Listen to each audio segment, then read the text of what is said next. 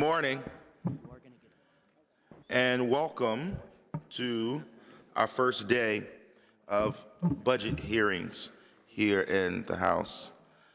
I want to welcome everybody to what will be a riveting and exciting 3 weeks of a deep dive into the governor's budget and the departments that will come before us.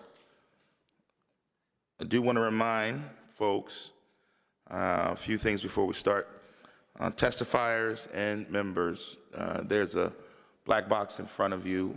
When that turns green, you can start speaking. Members, as you know, you will have 5 minutes.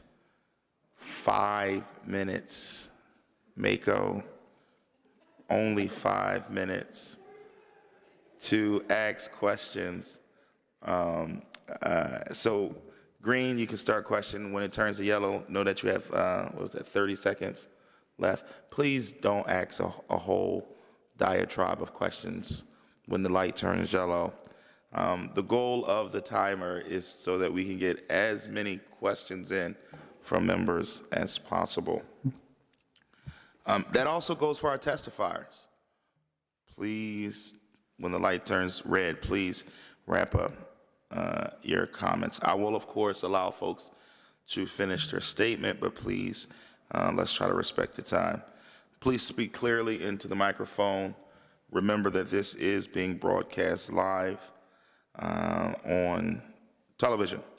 Before we begin, Chairman Struzzi, would you like to have any opening remarks? Yes, good morning. Thank you, Mr. Chairman. Welcome, Secretary Seiger and your team. The first of 3 weeks of hearings. I think we're all excited to dig into this budget, look at the challenges we face. I know that it's going to be a difficult couple of weeks for us looking at a budget that spends $3.5 billion, an increase to $51.4 billion for the overall state budget at a time when our revenues are not expected to grow at that level. So we do have challenges in front of us, understanding, though, that we also have needs that must be met. So I look forward to your testimony today. I know that all of our committee members are excited to have the opportunity to talk with you and all the departments throughout these next 3 weeks. But the bottom line for us is we have to be fiscally responsible with the taxpayer dollars while at the same time meeting our obligations and needs for the betterment of our Commonwealth. So thank you. Thank you, Chairman. I will try to be as fair as possible for everyone. Please, let's respect each other, you know, all of that stuff that I usually say. This is the 3rd year. You should know how I am by this point. For the new members, follow the old members. All right. With that said, Secretary Seiger, would you start by introducing who's with you, and then we will swear everyone in. Great. Thank you so much, Chairman Harris, Chairman Struzzi, and members of the committee. It's a great honor for me to be with you today to talk about Governor Shapiro's 25-26 budget proposal, which I see as really a critical next step in our 10-year economic development strategy that we released just about a year ago. I'm joined by Executive Deputy Secretary Mike Hanna, along with our team, folks behind me and in the gallery, who haven't just done a great job, hopefully, preparing us for this hearing, but who do a great job every day delivering the programs we'll talk about today. Thank you. Would you and all of the others who will testify please stand so we can swear everybody in? Do you solemnly swear that the testimony you're about to give is the truth, the whole truth, so help you God? Thank you. Mr. Secretary, you may begin. Thank you very much, Chairman. Again, it's an honor to be here today. And as people may recall, our economic development strategy outlines 5 primary goals: investing in our economic growth so we can compete, continuing to make government work at the speed of business, opening doors of opportunity for every Pennsylvanian, innovating to win, and building vibrant and resilient regions. And I'm really pleased to say that with your support last year for new investments like $500 million in site development, $20 million for the Main Street Matters program, and doubling the total number of Neighborhood Assistance Program tax credits to $72 million, we have made really significant progress in the last year toward the goals we laid out. For example, we've announced major job creation projects like GSK in Lancaster County. We've opened our site development program to get more pad-ready sites up and running to enhance our economic competitiveness. We've internally restructured DCED to create a new team we call Business PA, which pulls together our domestic and international business attraction and retention teams, as well as data analytics and marketing into one organization that goes to market together at the speed of business. And we built upon the successful launch of our new tourism brand, the Great American Getaway, with new marketing campaigns to maximize opportunities for the almost $80 billion in traveler spending every year in Pennsylvania. Our forward momentum is clear, but the work is certainly not done. And Governor Shapiro's budget proposal for next year enables us to continue that momentum, build on it in critical ways as we continue to implement our strategy. While the 24-25 budget, last year's budget, focused on sites and main streets, this year's budget calls for investments necessary to move other pieces of the strategy forward. For example, we must strengthen Pennsylvania's competitive business attraction position, support our status as a leader in innovation, and address critical housing needs, something we know is a critical unlock for our economic growth. These investments, we believe, are a common sense next step to make Pennsylvania a better place to live, work, play, and innovate, further enable us to outcompete other states. I'm thrilled to be able to work with you to continue this work, build on the success we've had with the resources you allocated to us last year. And as I wrap up, I want to say that I often say, in fact, I always say, economic development's a team sport. And leaders in the legislature, leaders at the local level, companies, nonprofits, universities are all critical players on the team. I look forward to working with this committee, with your colleagues in the legislature, to get this budget done and to strengthen Pennsylvania's economy, our communities, and our competitiveness. Thank you for having me this morning. I'm very happy to answer your questions. Thank you, Mr. Secretary. Let's start with Representative Mullins. Thank you, Mr. Chairman, Mr. Secretary, to you and your deputies and your staff. Thank you so much for being here, and it's good to be with my colleagues from the Appropriations Committee. You mentioned DCED and economic development being a team sport, and I'd like to start right there because broadband is on our minds and is something that is truly bipartisan in nature. We all want and deserve adequate access for our residents. So the Broadband Development Authority is a relatively new agency within DCED and was tasked with using over $1 billion in federal funds to expand broadband in Pennsylvania. Would you mind just talking about the progress you've made so far? And here's the part where you get to give us homework, potentially. Is there something, are there other steps that the legislature could be taking to help in that mission? Yeah. Thank you so much, Representative. I was just talking to Chair Struzzi about this, actually. A couple things I would say before I give a quick status update. Number one, if you look across the set of programs that we run, they're all really important, and we're going to talk about many of them today. But I would posit to you that I think our effort to connect every single location in Pennsylvania to high-speed internet access may be the most important thing we do while our team is in this role. And we take that very, very seriously. And I would further say that, the legislature set this up in a smart way, which is to say that while the Broadband Authority sits administratively, of course, in DCD, and I'm on the board of the authority, the board is made up of folks from both chambers, all four caucuses, alongside the executive branch, and other members of the government, which I think makes for like a collaborative environment as we all move this forward together with a shared goal to connect every location. So let me give you a couple of updates here. In April of last year, the aforementioned board, approved $204 million for 53 capital projects funds broadband infrastructure program grants, which we affectionately call BIP, which affect 43 counties across the Commonwealth.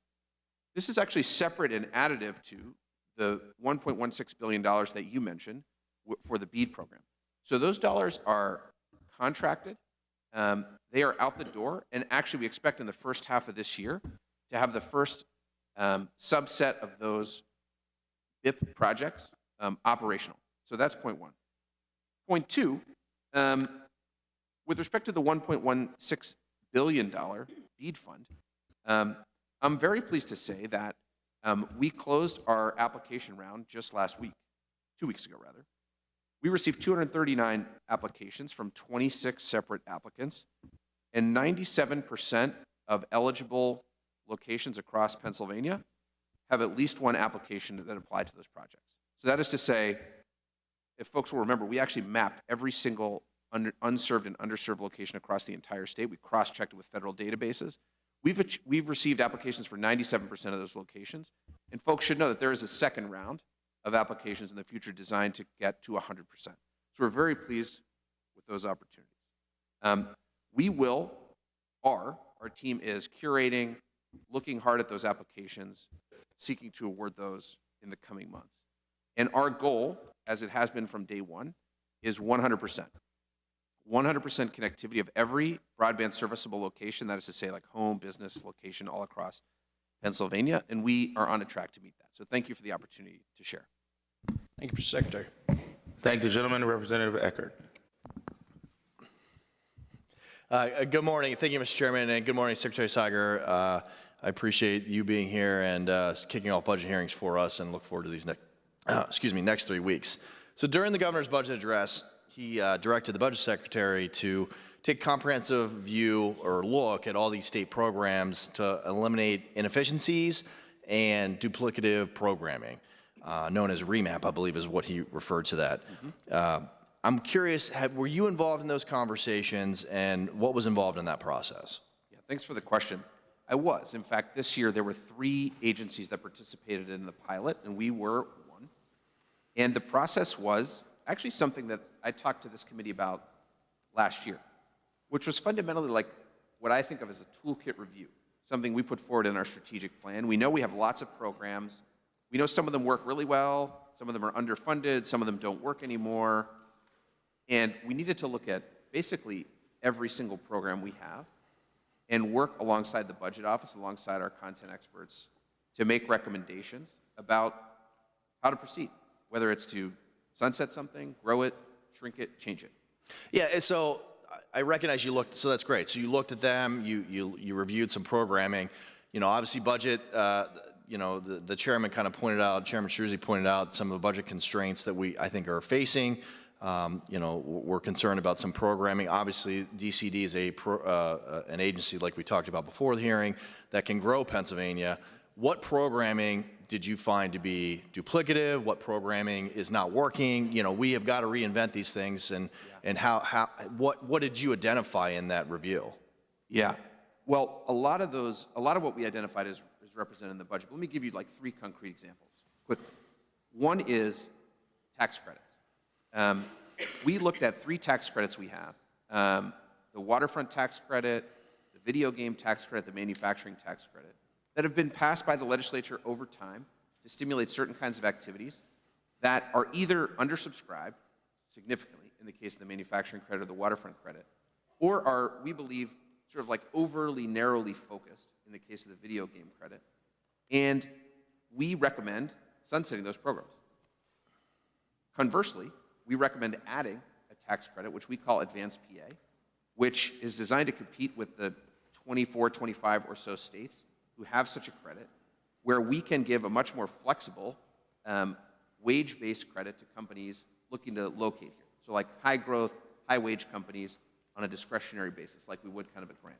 Like data center type stuff, or, I mean, you know, I know there's a growth in the Northeast on that, but, yeah, you know, programming that is actually going to bring, like you said, I think my concern when we talk about this is making sure that we're bringing in industry to Pennsylvania, right? 100%. And if programming's not working, I know I sit on the performance-based budgeting board. We've looked at tax credits over the years and identified a lot of tax credits that just weren't working. Yep.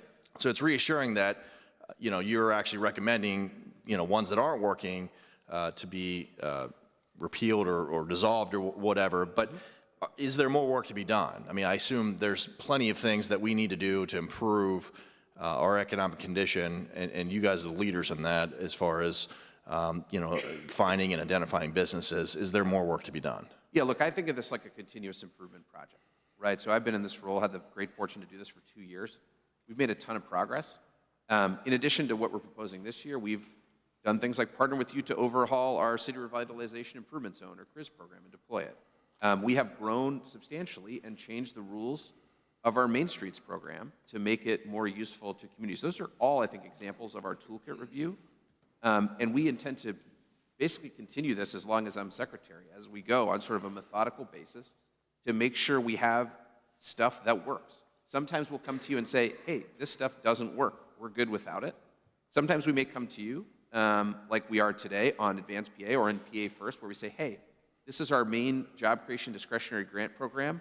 We've incrementally grown it the last 2 years. We recommend continuing on that path, and in this case, going from $25 to $30 million, because we're seeing a robust pipeline that's sort of responding to some of our efforts. But we'll play it straight with you and tell you what we believe is the case with respect to how these programs are operating in the business environment. Yeah, and I appreciate that, because I think our caucus really wants to see government efficiency. That's one of our pillars that we really want to hammer on, is looking at how can we be more efficient with taxpayer dollars, right? And the fact that you're identifying programs that aren't working, then that opens the opportunity for new programming. And look, at the end of the day, I think we can get on board with that, but we got to identify things that aren't working, because doing the same thing over and over again is insanity, right? And I think the agency that's tasked with really finding industry and finding economic development, which will ultimately drive revenues better than some of, I think, the governor's proposals, is a great solution for Pennsylvania. Yeah, I appreciate you saying that. And look, thank you. Yeah, thanks. Thank the gentleman. Representative Friel.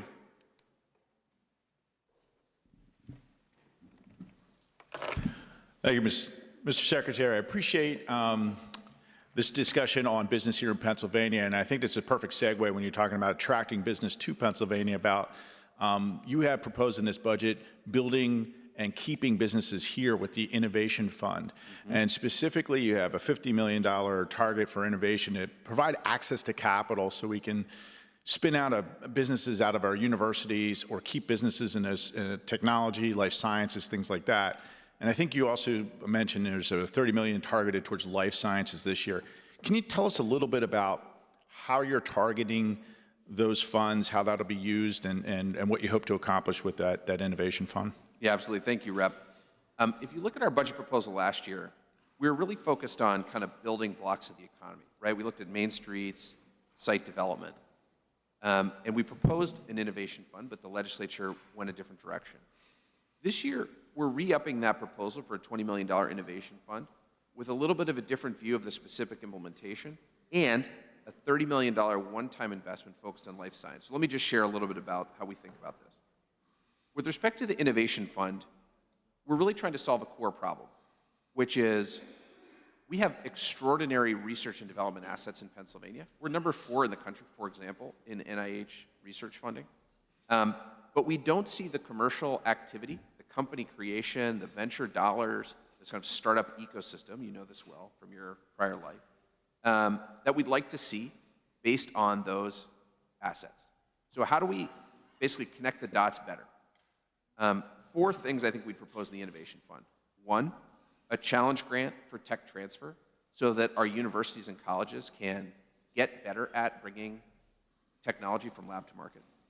2, a new model for company creation, unlike an accelerator, which we call a venture studio, where we sort of work backwards from technology, bring in leadership to create companies and grow them. 3, matching grants for federal small business innovation research programs like SBIR, STTR is kind of the acronym here, where the federal government has already done significant vetting on a small, high-growth business, and we can match those grants at a 25% level. And 4, matching funds for critical federal investments, like investments through the CHIPS Act or clean energy investments. So that's the Innovation Fund. With respect to the $30 million on life science, we've actually engaged both experts from industry in Pennsylvania and outside, as well as our really robust university community, to workshop ideas here. And I think we welcome your feedback on these ideas. But I think there's a couple problems we'd like to try to solve with the Life Science Fund. One is basically just to make it easier and faster to develop life science companies in Pennsylvania. So that's the kind of like overarching idea. We can do that by de-risking manufacturing of complex therapeutics and things like that. We can do that by boosting the leadership pipeline. We know that, for example, in our top universities, we have tons of IP coming out that could create strong companies. We don't always have leaders to run those companies, business leaders, sales leaders, kind of finance leaders. 3, we believe there's a lot of excitement and interest in our corporate and university community around partnering for a network to create clinical trials, rather to make clinical trials more seamless and usable and faster in Pennsylvania. And then 4th, we want to kind of put our smartest people to work and create sort of a competitive challenge grant in the life science community where universities and companies can come together to solve some of these problems directly. We're really excited about this, and we're taking a steer from the smartest people we know in life science. And in Pennsylvania, you know, the smartest people we have are some of the very smartest people really in the world in this topic. This is a place where we can absolutely compete and win. No, I really appreciate this innovation fund. I think it ties in a lot with what we've done to lay groundwork with lowering the corporate net income taxes, the work we did on NOLs, and this is a perfect, I think, place to invest in high-paying, high-wage, long-term jobs in Pennsylvania. So I appreciate that. And I know Massachusetts has put a lot of money. Other states have put a lot of money, and kind of some similar funds there. And do you see this as something that is starting a pilot program that we want to really to be able to launch here? I think I do. You've certainly seen the headlines. States like Massachusetts, New York have put orders of magnitude more funding into their life science industry from the state. We think this is a great place to start. We think that with these dollars we can make fast progress. We can sort of convene the industry. And let me just say one more thing about life sciences I should have said in the first answer. I want to be really clear with the committee. This is not like a Pittsburgh and Philly investment. This is an investment for all of Pennsylvania. Because while we have the highest density of startups and, for example, in life science activities in Pittsburgh and Philly, the supply chains, the manufacturing base, the workforce training centers are all across Pennsylvania, in State College, in Lehigh Valley, in Erie, and we intend to run this program in a way that supports all of Pennsylvania. Thank you, sir. Thank you very much. Thank you, gentlemen. Representative Kutz. Thank you, Chairman. Mr. Secretary, thank you so much for being here. I'm glad to hear you talk about programs being launched for the entire state. I just want to put a plug in for the mid-state, the fastest growing region, that we're still in dire need of the infrastructure investment and a lot of great projects going on, and I'm sure we'll have great conversations about that. Something else that's a big issue in the mid-state is the cost of home ownership, and as we're seeing, it costs twice as much to own a home as it did prior to COVID. And I think everyone agrees that getting back to home ownership and helping people get from renting to buying is going to be one of the biggest drivers of ensuring we don't have a massive loss of wealth from people who can't afford to buy homes as they age. And Mr. Secretary, this budget proposal includes a $10 million program to help first-time homebuyers with closing costs. The idea with that to attract and retain young workers and families in the Commonwealth. Can you tell me if there are any parameters that you have in mind for that program, if there's going to be income limits or maximum awards or anything else that you've hashed out? Yeah, thanks for the question. Let me just give a couple stats to support, I think, your overall premise, which is, according to sort of the national realtors, we're seeing a 25% decrease in the number of first-time home buyers. To bring that closer to home in Pennsylvania, in 2024, we saw about 30,000 first-time home buyers. In 2023, we saw about 40,000. So a substantial decrease. We want to try to do something to help make sure that folks can buy their first home.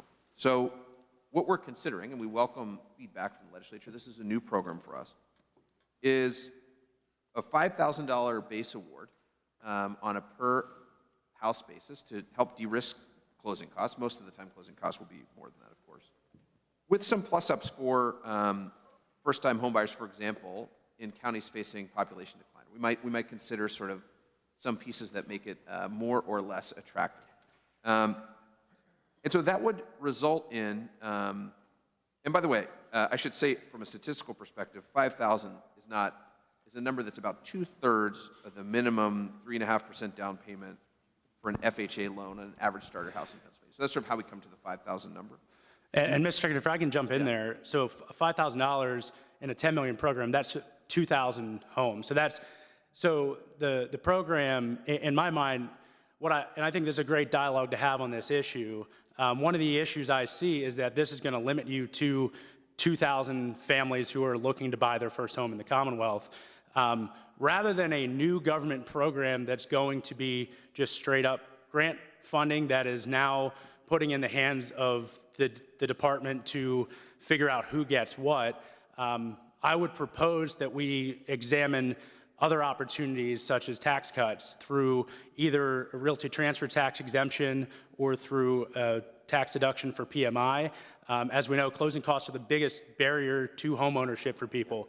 So I have a couple of pieces of legislation that have been bipartisan, passed unanimously out of committee last session, and I think this is a place where we can work together, and we can talk about whether or not state investment is proper here. But I think before we even get to deciding a grant program, we can look at an average, an RTT exemption for first-time home buyers.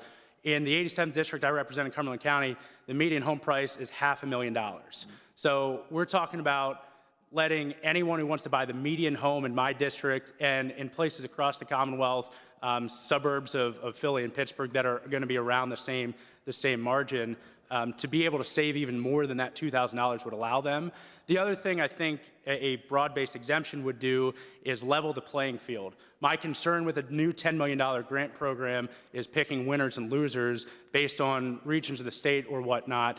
I would rather let the market drive where people want to buy homes and then allow this exemption, which then helps sellers by bringing more buyers to the market. And if people are saving on average $5,000 from the RTT, that's $5,000 less they have to save for closing costs, which might bring a buyer to the market 6 months sooner, which might cut months or a couple of years off of their mortgage, which I think would have long-term economic ramifications. So I'd love to explore how a program like that might affect home buyer numbers, as well as something like a private mortgage insurance tax deduction, which, as we know, PMI for people now putting down 20% is near impossible for most Pennsylvanians looking to buy a home. So I'd love to explore those conversations with you. As I see my time's coming to an end, I just want to thank you for the willingness to engage in a dialogue. Yeah, look, I'd love to talk to you about it. I should have started by saying we're in the middle of a really significant study of housing in Pennsylvania that's looking at a really broad set of activities, financial inducements, services, and doing a deep dive into market dynamics. And our goal is to create a sort of broad-based set of interventions that can help, frankly, build more housing in Pennsylvania, renovate more housing in Pennsylvania, make sure we're taking care of folks who are most vulnerable in our Commonwealth.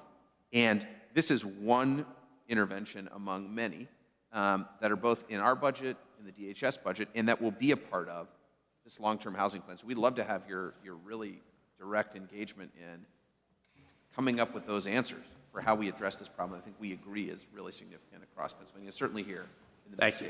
Appreciate the dialogue. Thanks, Chairman. Yeah. Thank the gentleman. Representative Young.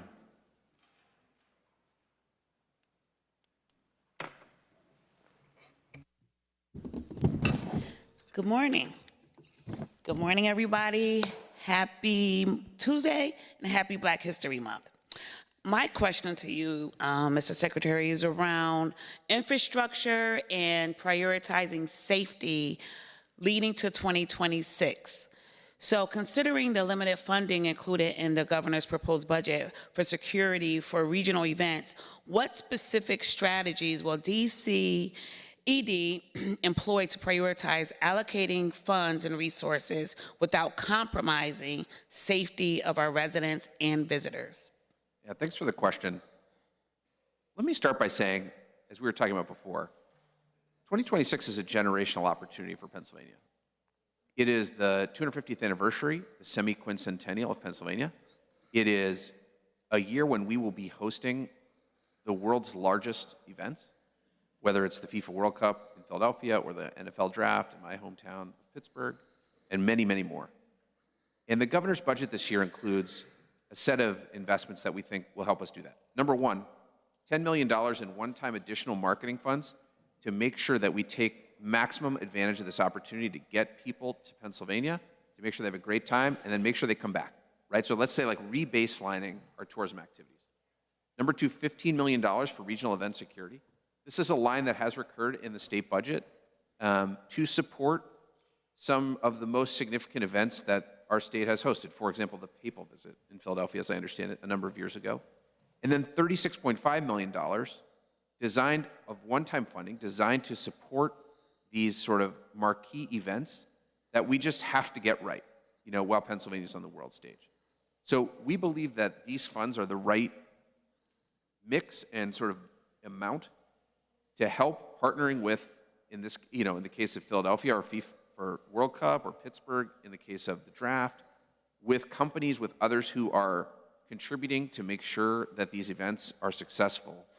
And we are in very close touch with event organizers and want to continue to do that during the course of this budget season and into next year, of course, because 26, this budget will, sort of cover about half of 26. Thank you for that. Follow-up question would be, what recommendations might you have for us as legislators? We are speaking to our particular stakeholders in our districts. I represent Philadelphia and Delaware County, but what recommendations might you have for me to ensure my stakeholders who are in this space that they will be seen and heard and felt, especially leading to 2026? Yeah. I guess I would say that though the marquee events, many of them are in Philadelphia, of course, the birthplace of the country, and some are in Pittsburgh.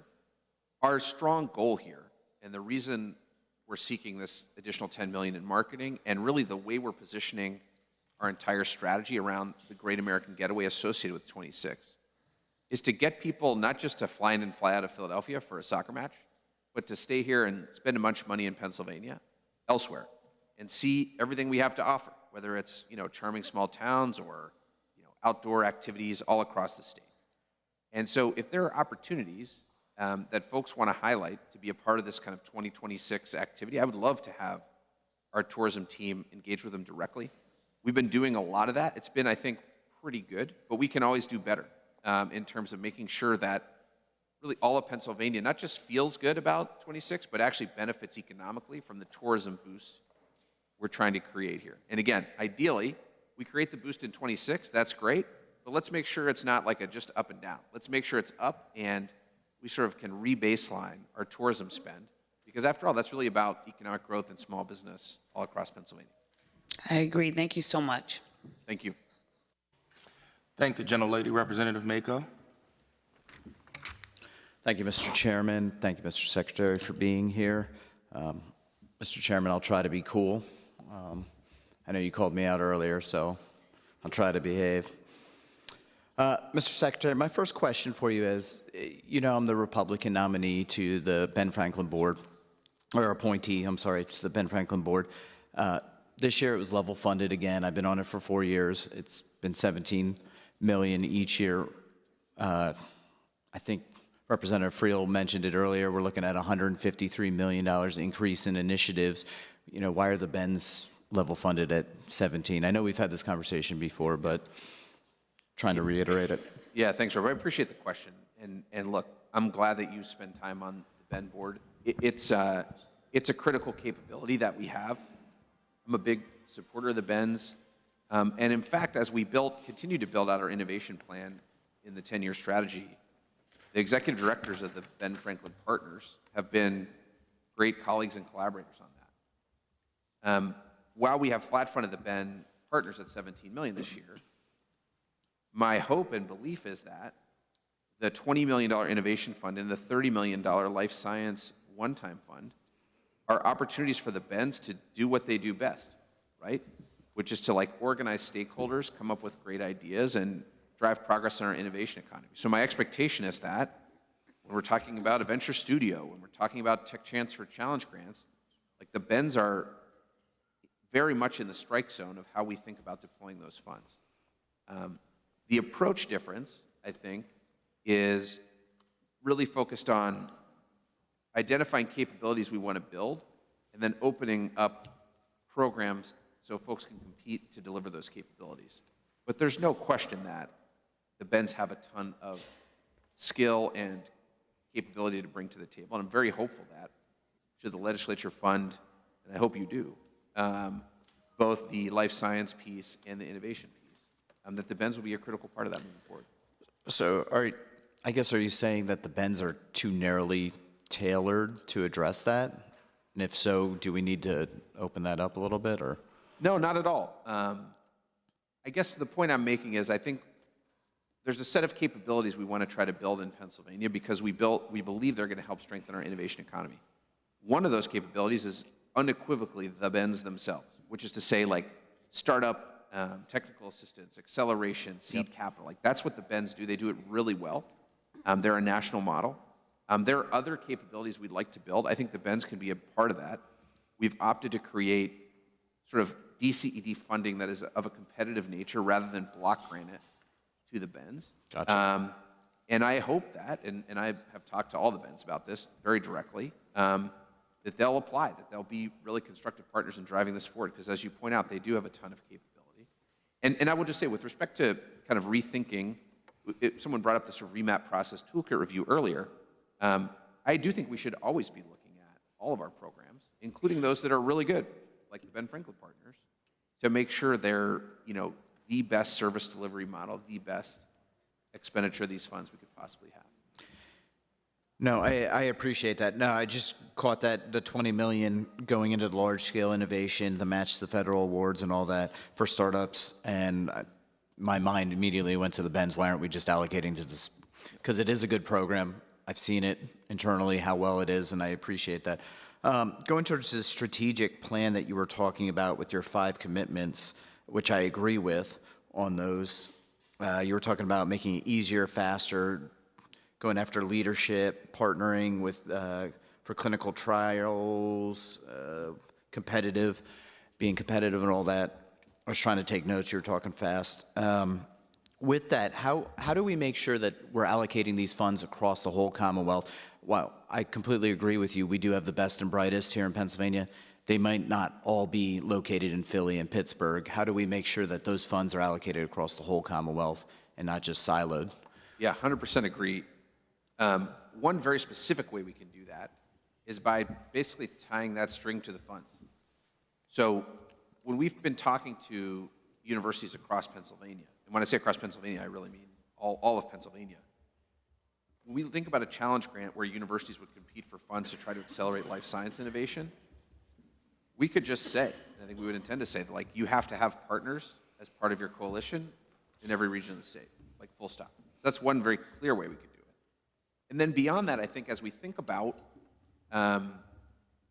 opportunities for life sciences, in this, to use this specific case across Pennsylvania, we should be broader about it than just venture-backed startups, right? We should be talking about manufacturers like Sanofi and Swiftwater, or GSK in Marietta, Lancaster County, where we did a significant expansion this year, or Actuated Medical in State College, right? These are all companies that are part of the life science ecosystem in Pennsylvania. Maybe the workforces and the sort of their day-to-day look different, but they're equally, if not, honestly, if not more critical, to our economic success. There's like over 100,000 people that work in life sciences in Pennsylvania. They are not all in Philly and Pittsburgh, far from it. Many of them are at these manufacturers that are I appreciate you noticing that. Thank you, Mr. See, Chairman. This is my point. That was not me. That was on the secretary. That was on him. I apologize, Chairman. Yeah. Don't put that on me. Thank the gentleman. Representative Salisbury. Good morning. I'm going to continue this line of conversation about scientific innovation and research. So we've heard some conversation in the public discourse recently about potential reductions to National Institutes of Health funding. And we know that between just Pitt and Penn in Pennsylvania, we bring in over $1 billion into the state in NIH funding. And we actually have 2 of the top 6 recipients of that funding. Can we zoom out a little bit and talk about how that potential reduction could impact Pennsylvania's economy more broadly? Yeah. Thanks so much for the question. And I sort of want to be clear that we're sort of reviewing the new federal guidance broadly. There's a lot of new policy from a new administration. There are sort of court cases and other things. So let me just stipulating to that and saying, talking broadly. Our strategy shows, and frankly, my personal experience working not just at Carnegie Mellon, but at the sort of center of the federal scientific enterprise and in the White House Office of Science and Technology Policy earlier in my career, that innovation is critical to Pennsylvania's economic success. It is where we are most competitive. You could not, with all the funding in the world, start from scratch and create the research enterprise that we have here. You mentioned Pitt and Penn and NIH, and that's certainly true, but there are lots of other universities across Pennsylvania that are doing a ton of federal research. And the proposed changes to overhead rate calculation, which sounds very bureaucratic, but has like really substantial, as you point out, funding implications, I believe could leave Pennsylvania at a really significant competitive disadvantage, could result in real job loss and funding loss to some of our most powerful, or in some cases, literally the most powerful economic engines in our state. And furthermore, setting aside Pennsylvania specifically, I believe could sort of break something that is the envy of the world, and that is the United States innovation system, where the private sector and the federal government and research universities partner together to lead the world in innovation. It's no accident that virtually every country has tried to replicate this model, and by the way, failed.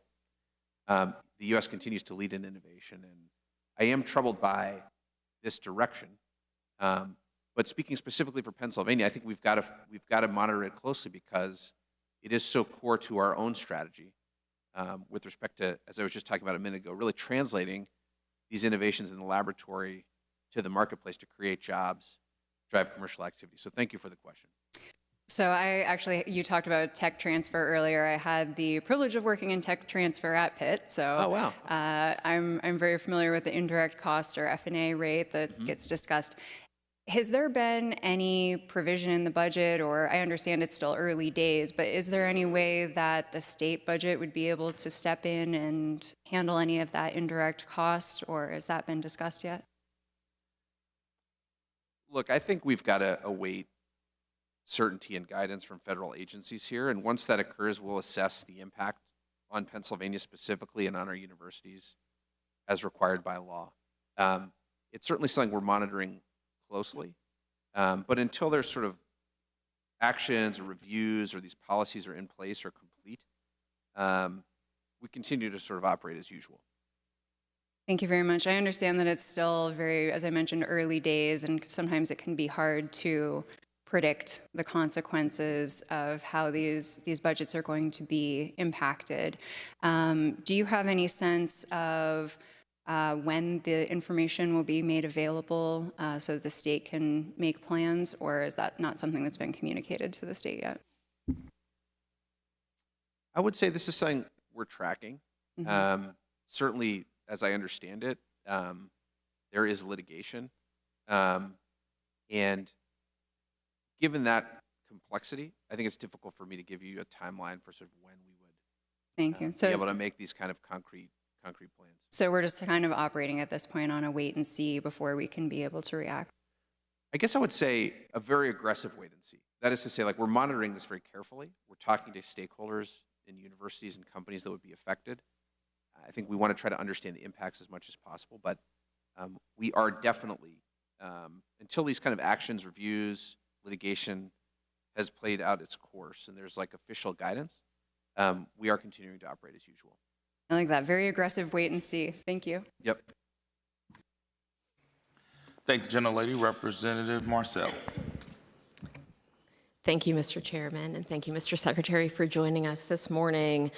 I had some questions for you about the PA Sites program, and I was taking an interest in this because as a former school board member, I was always taught that we would not be able to take out additional bonds without first paying down our debt service.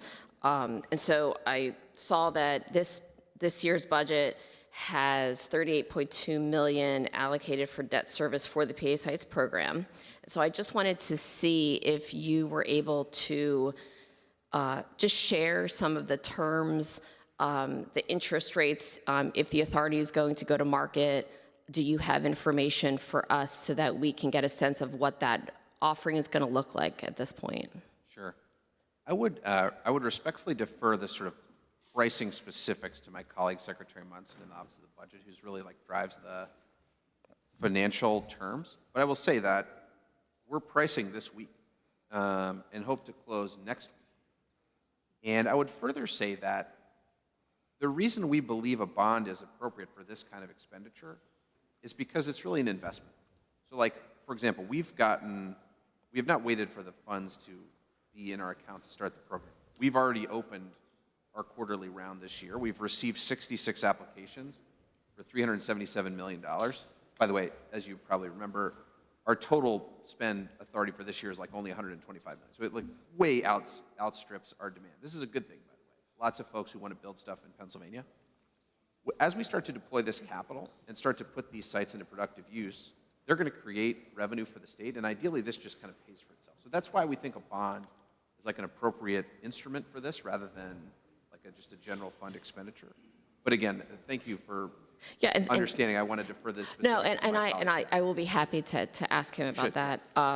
You know, so I'm just thinking, if it's $38.2 million for debt service for this budget, are we looking at like $1 billion total? Like, do we have a sense, just very macro level? And I can ask him about this, but I just didn't know if you had the answer. Yeah, I don't want to give you the wrong information. Okay. So I'd encourage you to ask. That's okay. That's okay. I appreciate it.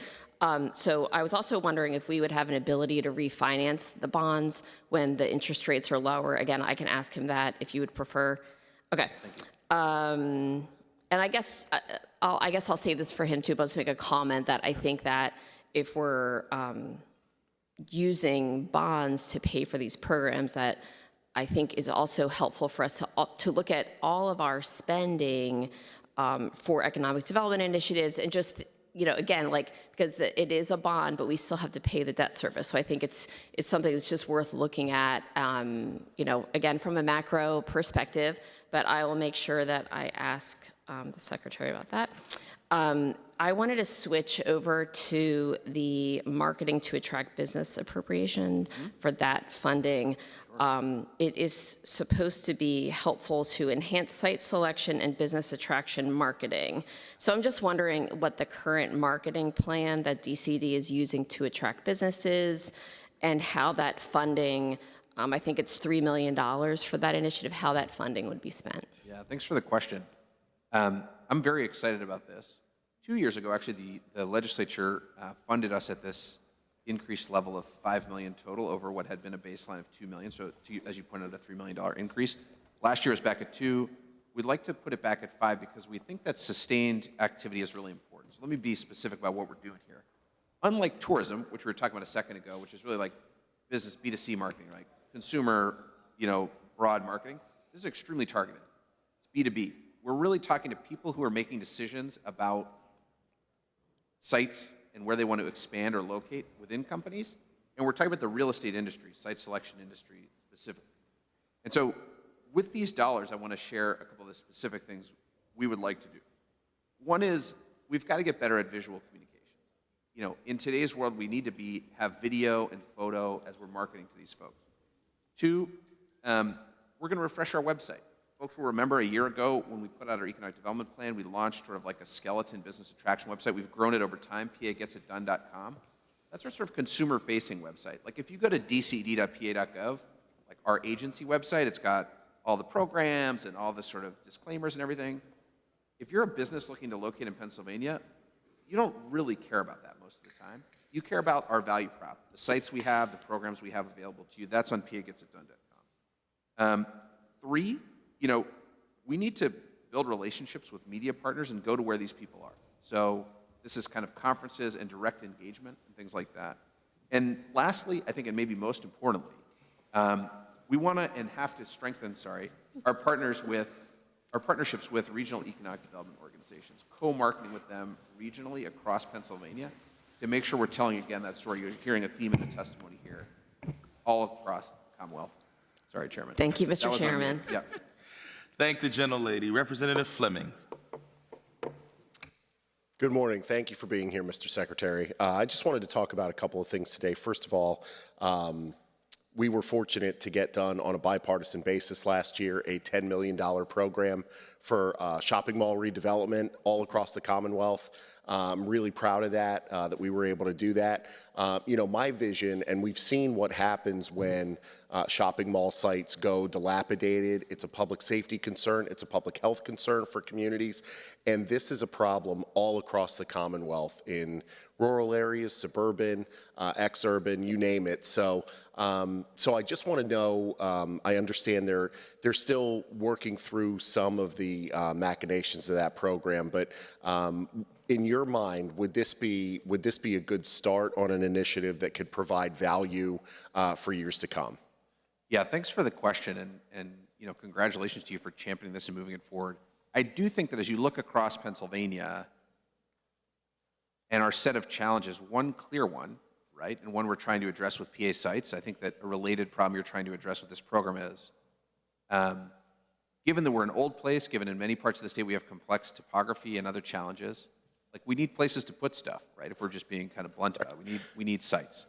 And as consumer behaviors change, you know, in a lot of parts of the state, you know, malls have become sort of less viable as a going concern, and so therefore these kind of revitalization dollars are important. I will say that, as I understand it from our team, we're seeking public comment and proposed guidelines, and really, you know, this is a Commonwealth Finance Authority program, as you know, so the guidelines will need to be approved by the board, but I think we're on a path. Mike, I don't know if you want to say anything about when you think we might open this program, but before you do, I guess the thing I like about it is it's a manageable bite, $10 million, where we can learn a bunch of stuff. Right? We can do a set of projects, we can understand what the market looks like, and then we can decide together, like what makes sense. Does it make sense to scale? Do we want to change it? Do we want to reduce it, grow it? So I appreciate that. Yeah, thanks, Secretary. As you mentioned, the guidelines are planned to be out in the first quarter of this year, so I would suspect second to third quarter we'll be looking to have conversations with the CFA about opening the program. Excellent. Yeah, and I want to thank DCED and the CFA for partnering on this. There was, you know, we left it open in the language in terms of, you know, which agency would be a better fit, DCED or CFA, to manage it. So I'm extremely satisfied with the progress we've made so far. So I appreciate that. My hope is that we could grow it over time, that the utilization proves to be pretty good in the short term. The next thing I wanted to get to, and I spoke to some municipalities, the municipalities that I represent, in preparing for this, and you know, in your capacity providing help for municipalities, they identified municipal pensions and public safety in terms of really needing help, and especially fire protection. So I'm just wondering, I know, you know, we have the Assistance to Fire Grants program and in some other agencies, the Office of State Fire Commissioner, but I'm wondering if DCED has additional capacity or thoughts to help out, especially on the municipal pension side, because I know there's some give back, but I think we could be doing more. So we reduce your workload by fewer municipalities rather going into Act 47. Yeah, thanks for the question. In the last couple budgets, although this year they're flat funded, we increased two programs which I think are highly relevant here. One is the Municipal Assistance Program, MAP, and one is the Strategic Management Program, STAMP. We love acronyms in the government. MAP really gets to this sort of municipal consolidation question. So we don't bring that forward proactively, but if fire companies want to combine, or police departments or something, we have the ability to provide technical assistance grants, planning grants, to help folks do that. Very good. Or frankly, even if it's not a combination, to look at sort of financial models and things like that. The STAMP program is much more, I think, related to your point about pensions, which is to say, many municipalities, you know, sort of live year to year with their budgets. And we want to make sure that they have access to sort of smart financial planning capabilities. So STAMP grants can help them bring on consultants or frankly just build capacity to do the right financial planning and make good decisions around taxes and revenue at that municipal level. That's a program we have grown and where we continue to see really strong demand. And I guess the last point I would make to link it to this year's budget, though we hope it doesn't happen, given the sort of post-COVID wind down of federal funding, something we would call maybe the ARPA cliff, colloquially, in municipal world, we do expect some municipalities to experience, you know, real financial distress. So we have proposed on a proactive basis a $10 million increase to our Act 47 fund, really for the sole purpose of getting ready for, in a proactive way, any potential impacts of the ARPA cliff. So those are all areas where I think we'd love to partner with municipalities. Thank you so much, Secretary. Thank you, Chairman. Thank the gentleman. Representative Flood. Thank you, Chairman. Good morning, Secretary Seiger. My question's related to minimum wage. Governor Shapiro is proposing an increase in the minimum wage to $15 an hour, which would begin at the beginning of 2026, January 1st, 2026. This would be a 107% jump over the existing minimum wage rate. I understand that there are very few employers that actually still pay $7.25 an hour anymore, but I'm concerned that the blanket increase to $15 an hour all at once will have a detrimental impact on our small businesses who employ between 5 and 10 individuals. How many workers would be impacted by this increase? Yeah, thanks for the question. I'm citing here, I just want to be really clear, 2023 data, which, as I understand it from colleagues in labor and industry, is the most recently available. The new data comes out, I think, March 1st, so very soon, but unfortunately not soon enough for us to talk today. Workers between 725 and 15, so those that would be affected, 869,900 as of 2023. Are you able to identify some of the positions where these individuals are working in? My guess is that is possible. I don't currently have it at my fingertips, but happy to have the team get back to you on kind of like a occupational breakdown there. I do have a breakdown on kind of age, because I know that's often comes up in the case of minimum wage. Like, isn't this like a kid working like a ice cream shop over the summer? And the reality is 68% of these folks are 20 or older, right? Which sort of is like a proxy for like non-part-time work. Okay, building soft skills in those industries, those little areas of work. So our small businesses are fearful of this blanket increase to $15. Last term, I offered an amendment to the increase in the minimum wage, which would have been incremental. It's an incremental way so that it wouldn't happen all at once, but it would be topping out at $12 an hour. This would be an opportunity for small businesses to be able to adjust, and also for possibly the administration to see what kind of fallout in job losses that may or may not occur. Is this something that you think would be beneficial to do something incremental than just a straight blanket jump to $15 an hour? Look, the governor's proposal is $15 an hour, but certainly I would imagine there will be conversations during the course of this budget development around other approaches. Including, as you suggest, sort of graduating that increase over time. But our proposal as it stands is $15 an hour. And I will just say, you know, $7.25 is $15,000 a year. Right? It's essentially a poverty wage. Like, we can't, every state around us, including West Virginia, though they only raised it to $8.75, has raised their minimum wage since the federal government changed the wage rate to $7.25, I believe, in 2009. I believe that, though I agree with you that some small businesses have concern, that the benefits to our workers, the impacts we've seen in other states, which are very muted, if any, merit this increase. I understand that. And again, I go back to saying, there aren't a lot of people that still, small businesses that still pay $7.25 an hour.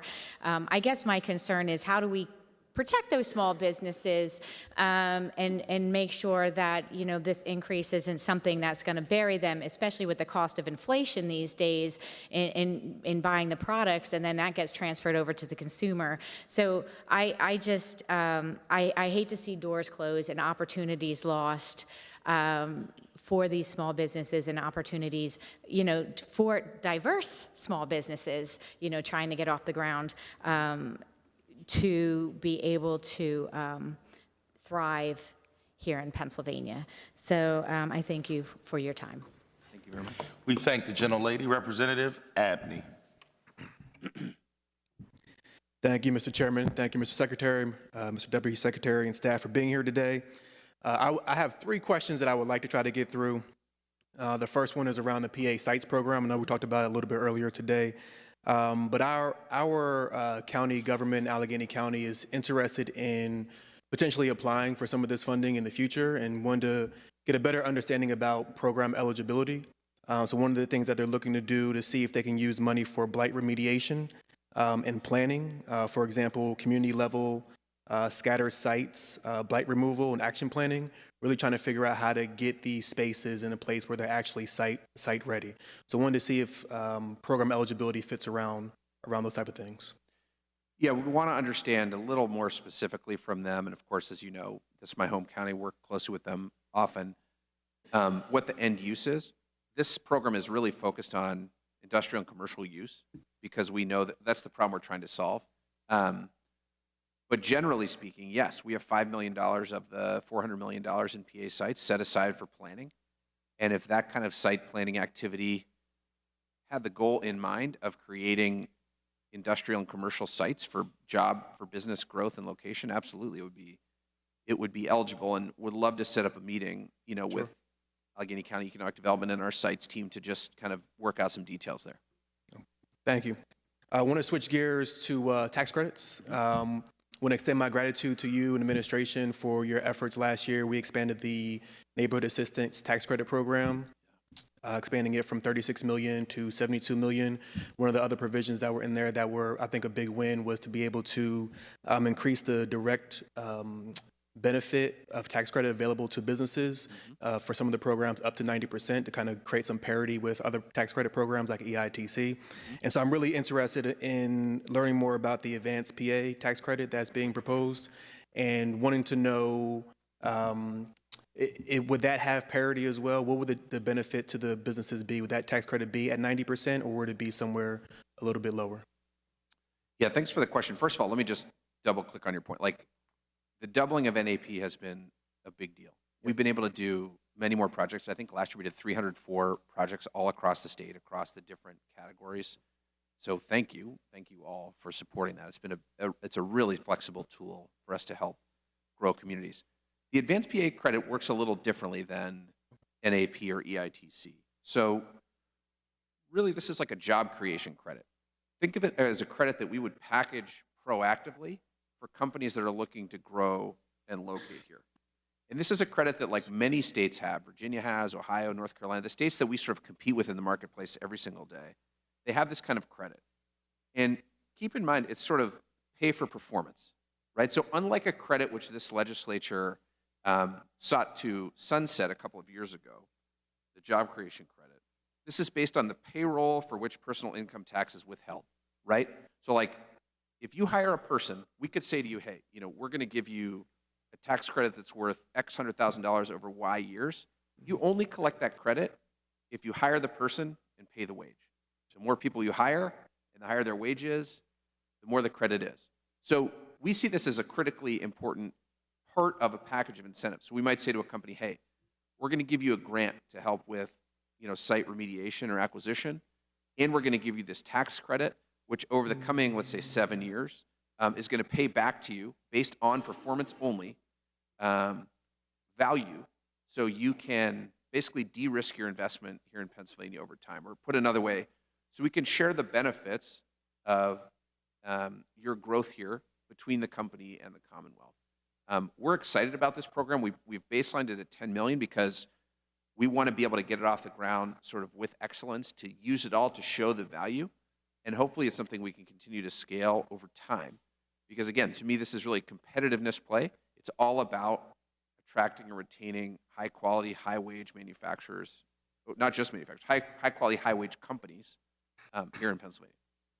I really like that, the concept of integrating multiple programs, right? So the tax credit with the sites program and making sure that you're letting companies know that there's more than one thing that you can take advantage of here at the state. So I appreciate that clarity. And the last thing I want to do before we switch gears is you talked about it a little bit earlier, the NFL draft. I know there's been a lot of investments in the state for 2026 with Point State Park, with Market Square, downtown, and around the stadium. Can you speak just really quickly to the economic impact of these type of investments, not just for 2026, but for the long term? Happy to. Very quickly. Look, these events like the NFL draft, which are going to bring 700,000, 800,000 people to Pittsburgh in this case, are not just one-time boosts to the economy, but as you know, in downtown Pittsburgh have really become like an organizing function to create a whole bunch of investments and momentum in the downtown. So when we led this sort of downtown revitalization plan, the $600 million Shapiro plan as it's called, We had an eye on 26. We've got to get Point State Park done. We've got to get the new Arts Landing project done. We've got to get Market Square done so we can show Pittsburgh in a very particular way. And again, with the goal of not just this like one-time big boost, but reimagining, like image building for companies, for residents, for visitors, so more and more people see all the great things Pittsburgh has to offer. So thank you. Thank you, Mr. Chairman. I'm going to let him slide because he got a nice turtleneck on today. So I'm going to let him. Thank the gentleman, Representative Alsomer.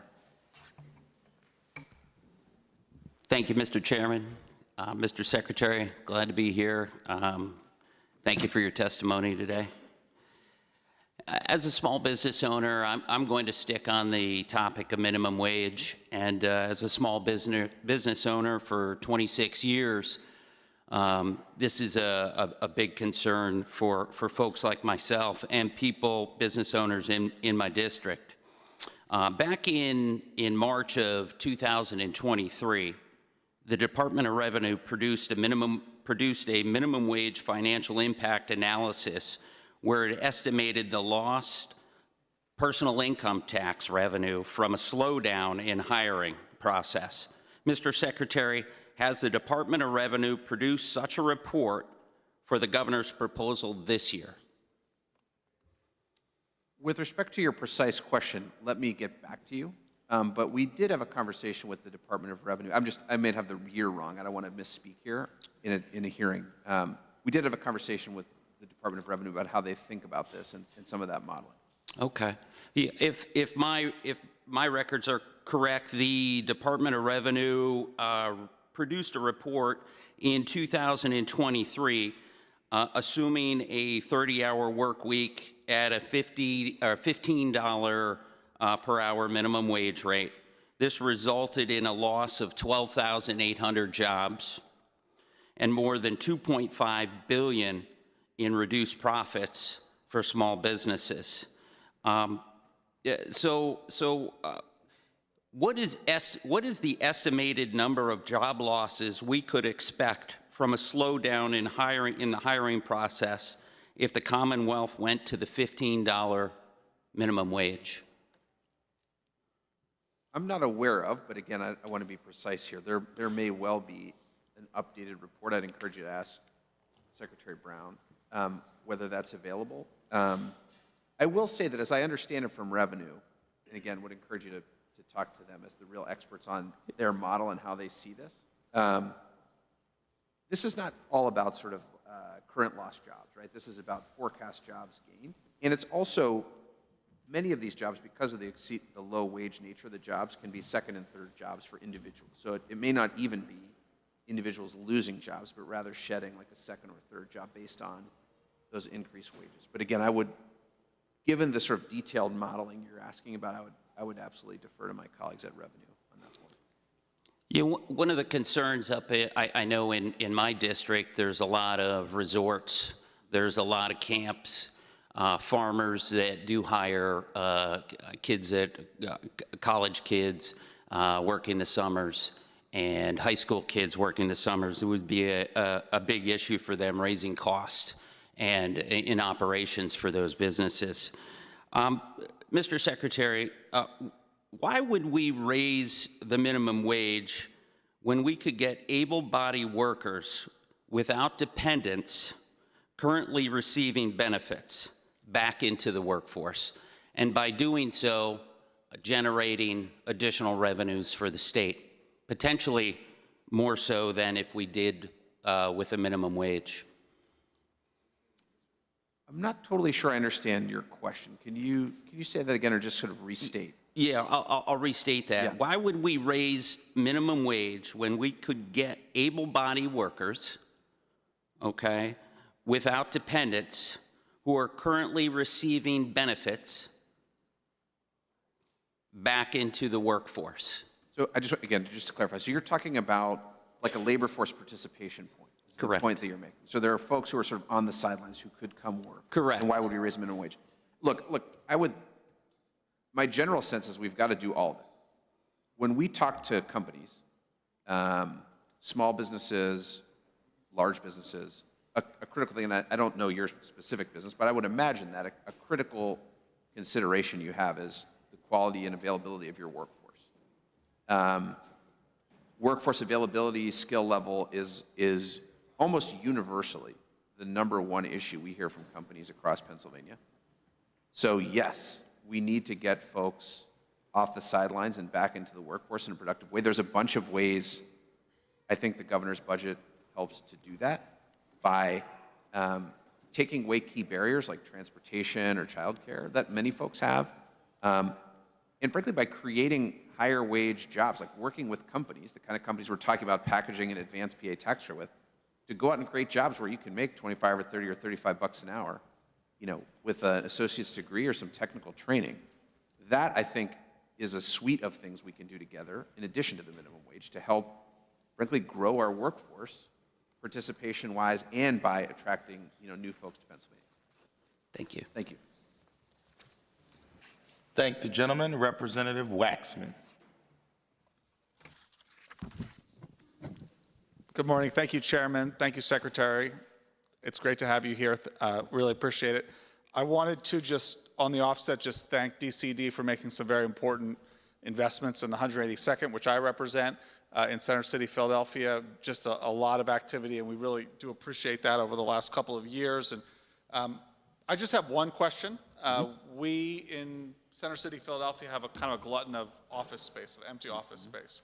And one of the discussions around what we might convert just commercial office space to is life sciences, space for companies in that field, since there's a need for that potentially. But the only way that this is really going to take off is if we can take some of these scientific research discoveries and make them into successful businesses and successful products. I know that, for example, the University City Science Center, which is very close to my district, they provide a lot of technical assistance in this area, and I'm just kind of curious, for those of us maybe in Center City who are hoping for investments in life sciences to help create companies that then could maybe transition into these spaces, I'm wondering what DCD is doing to really kind of shepherd ideas into actual businesses and products.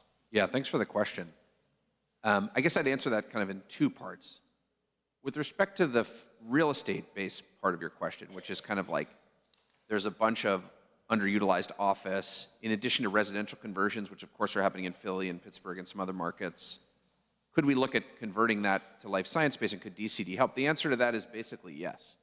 When we think about the PA Sites program, we don't just think about, a closed down, energy plant or, a greenfield.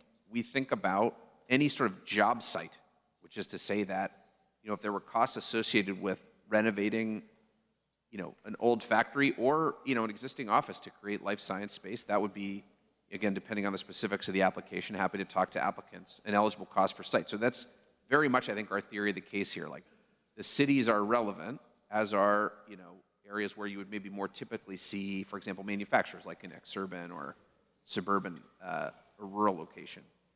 With respect to just more shots on goal for life science companies, like how can we take this university research and continue to grow a life science sector? That's absolutely the focus of that $30 million one-time life science fund. It's the focus of the Ben Franklin partners that were discussed a minute ago when they focus on life science companies. And I think there's real momentum here, not just in Philly, although especially in Philly, around some of the technologies that are really going to drive the fastest advances in life science we've seen maybe in a generation. By the way, I'm no expert. This is just what I hear from folks that work in the industry. Cell and gene therapy, mRNA, being two of those technologies that have really been pioneered at the University of Pennsylvania that we're seeing grow. And I would be remiss if I didn't also say, in addition to those, innovations that come out of our research universities, some of our largest employers in the state are life science companies like GSK or Merck or Sanofi in Swiftwater. And they don't just operate in our cities. They operate, or B. Braun, in Lehigh Valley. They operate all across Pennsylvania. They employ over 100,000 Pennsylvanians.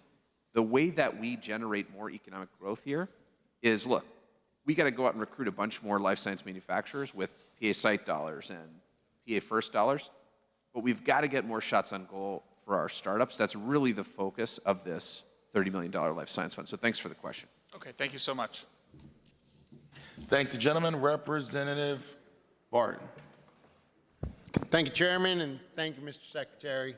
And I'd like to also discuss broadband. It was brought up earlier today. Okay. So in Pennsylvania, slated to receive, as you said earlier, $1.16 billion from the Infrastructure Investment and Jobs Act for broadband deployment. Now, these funds are intended, as you said, as was mentioned earlier, to enable rural communities like mine across the Commonwealth to connect to high-speed internet.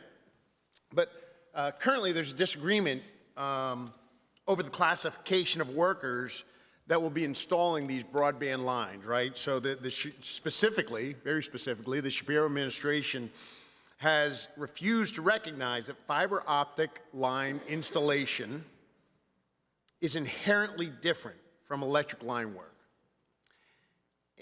And as a result, the concern is that Commonwealth-related expenditures related to projects will likely far exceed what's reasonable and necessary, contrary to the regulations made known by the Treasury Department under the American Rescue Plan Act. So we know that the deployment of broadband access to the rural communities is essential to the future Pennsylvania economy.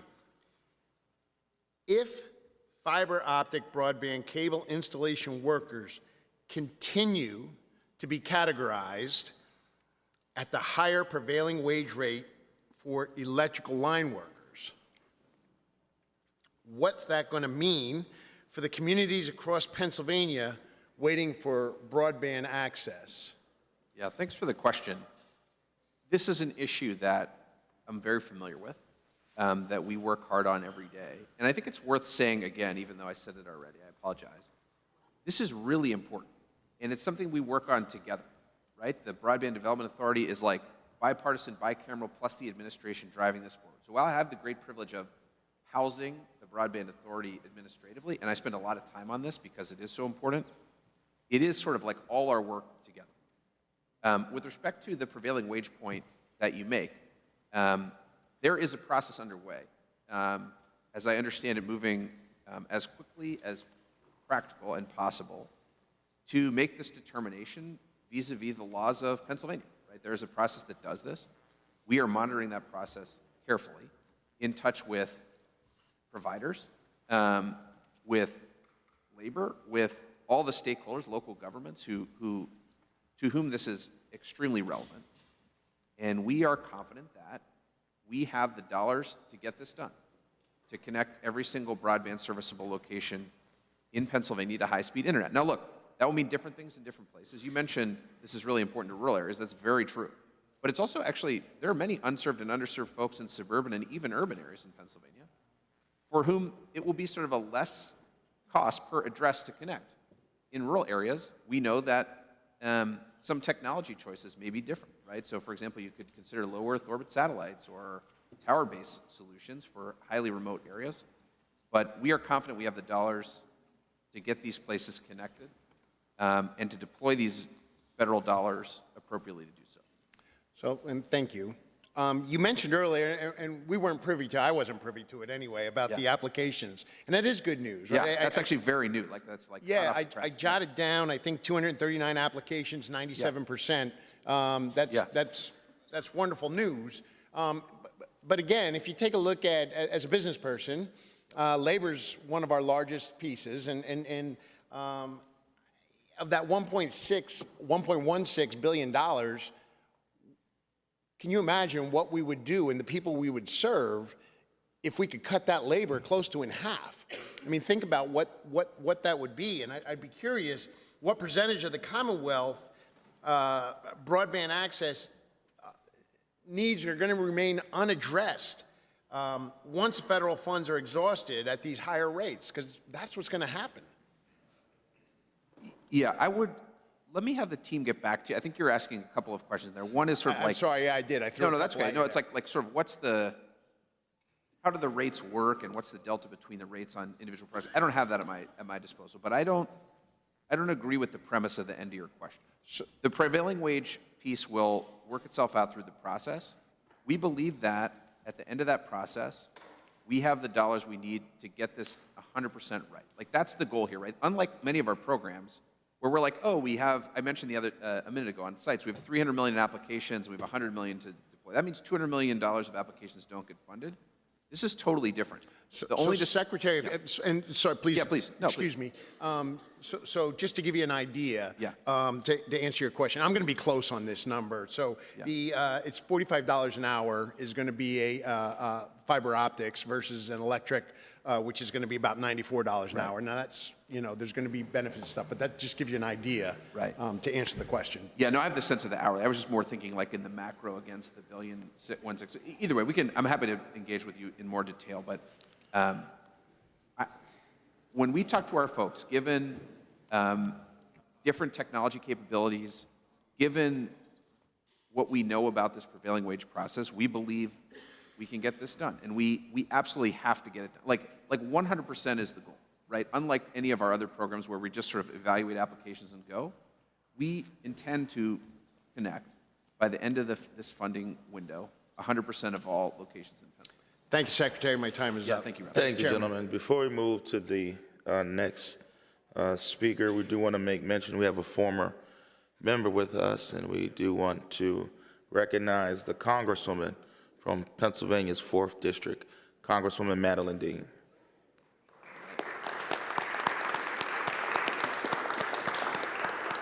Always good to see you. Next up, Representative Malagari. Thank you, Mr. Chairman, and thank you to Secretary Seiger for your work on this and being with us today. Really do appreciate it. I'm going to jump right into my question. I wanted to ask about Business PA and that program. So how do you envision Business PA helping to implement the administration's economic development strategy? And what steps have been taken over the last year since the governor announced his plan for that? Yeah, thanks, Rob, for the question. We've come to you in the past 2 years with like a bunch of things we've argued we need to be more competitive. Like additional grant funding, work that my colleague Ben Kirshner, who's sitting here, has done on sort of permits, licenses, and inspection to make the government work more at the speed of business. And we need to create an organization that aligns to that ambition. We can't just get more money and say like, well, we're just going to keep doing it the same way we've always done it. So we've looked across the country. We've done a deep dive analysis into our own economic delivery model, and we made a big change. And we have combined organizations, formerly the Governor's Action Team, Office of International Business Development, some of our data analytics function, our business marketing function, into a single organization within DCD, Business PA, where we go to market together. And I like to think of it, we sort of address from the very top of the funnel, when like you hear about us, when you see an advertisement in a magazine, if you're a site selector, all the way through to when we're standing with you as we cut the ribbon on your building that we just built to employ a whole bunch of Pennsylvanians.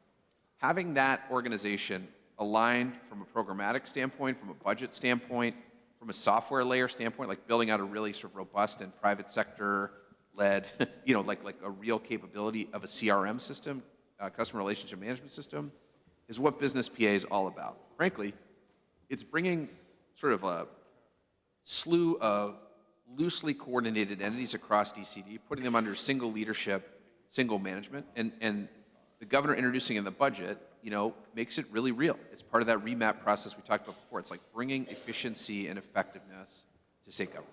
I want to thank you for that too, because in our line of work, we come across companies all the time. Either we meet them out of state or elsewhere, and they're always looking at ways in which they can grow. And we as representatives of Pennsylvania need to continue to be cheerleaders for our own Commonwealth and making sure that we can get them back to the Commonwealth to invest here. So I really do appreciate the work that you do in that. I want to switch gears a little bit and talk about manufacturing for a second. So we know that manufacturing is very important to Pennsylvania, and I wanted to ask if you could tell us how you're working to help manufacturers address some of the issues with regard to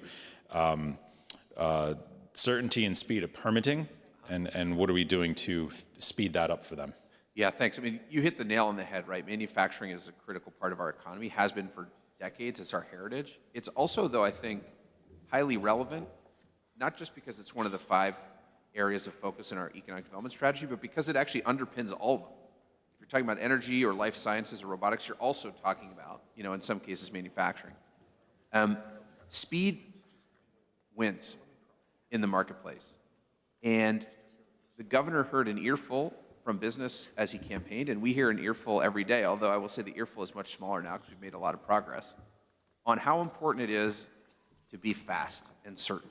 And so when the governor created the Office of Transformation and Opportunity, again led by Ben Kirshner, who's in the back, he knew, I think intuitively, and we have seen empirically, that the speed we bring to individual projects not just helps companies save money and hire up faster, but actually helps us win deals.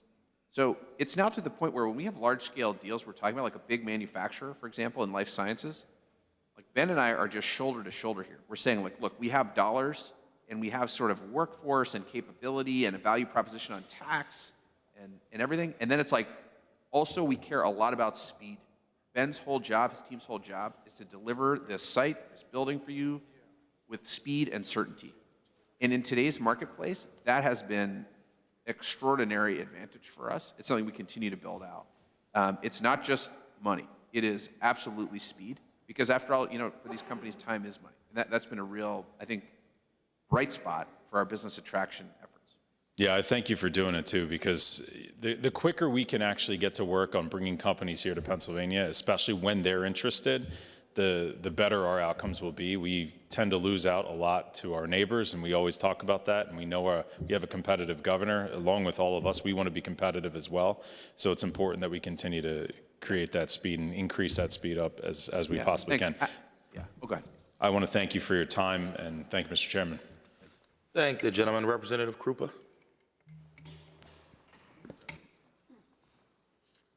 Thank you, Secretary and staff, for being here for today and offering your testimony.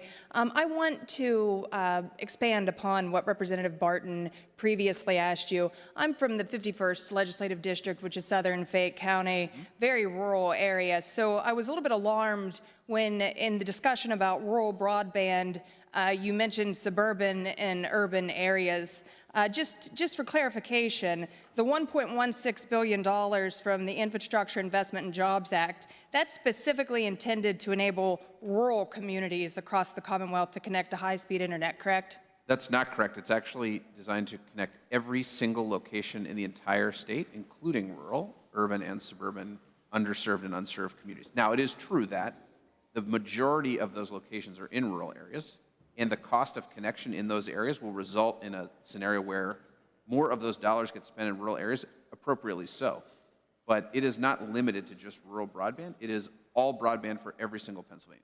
Thank you for that clarification and pointing out that the expense in the rural areas is a heightened expense, which I think that in this day and age with so much focus on waste, fraud, and abuse, I think that with the respect to the reclassification of the workers, that's a potential area where we're seeing a lot of waste. So under the current administration, specifically the Secretary of L&I under Governor Shapiro, and the refusal to reclassify these workers, appropriately reclassify them, we're looking at an issue where there's expansive waste in terms of overspending for services that could be paid for at a much reasonable but appropriate rate. So when we're looking at waste, I mean, we've got an issue with rural broadband in the 51st District that by the time this is worked out in the court system, the technology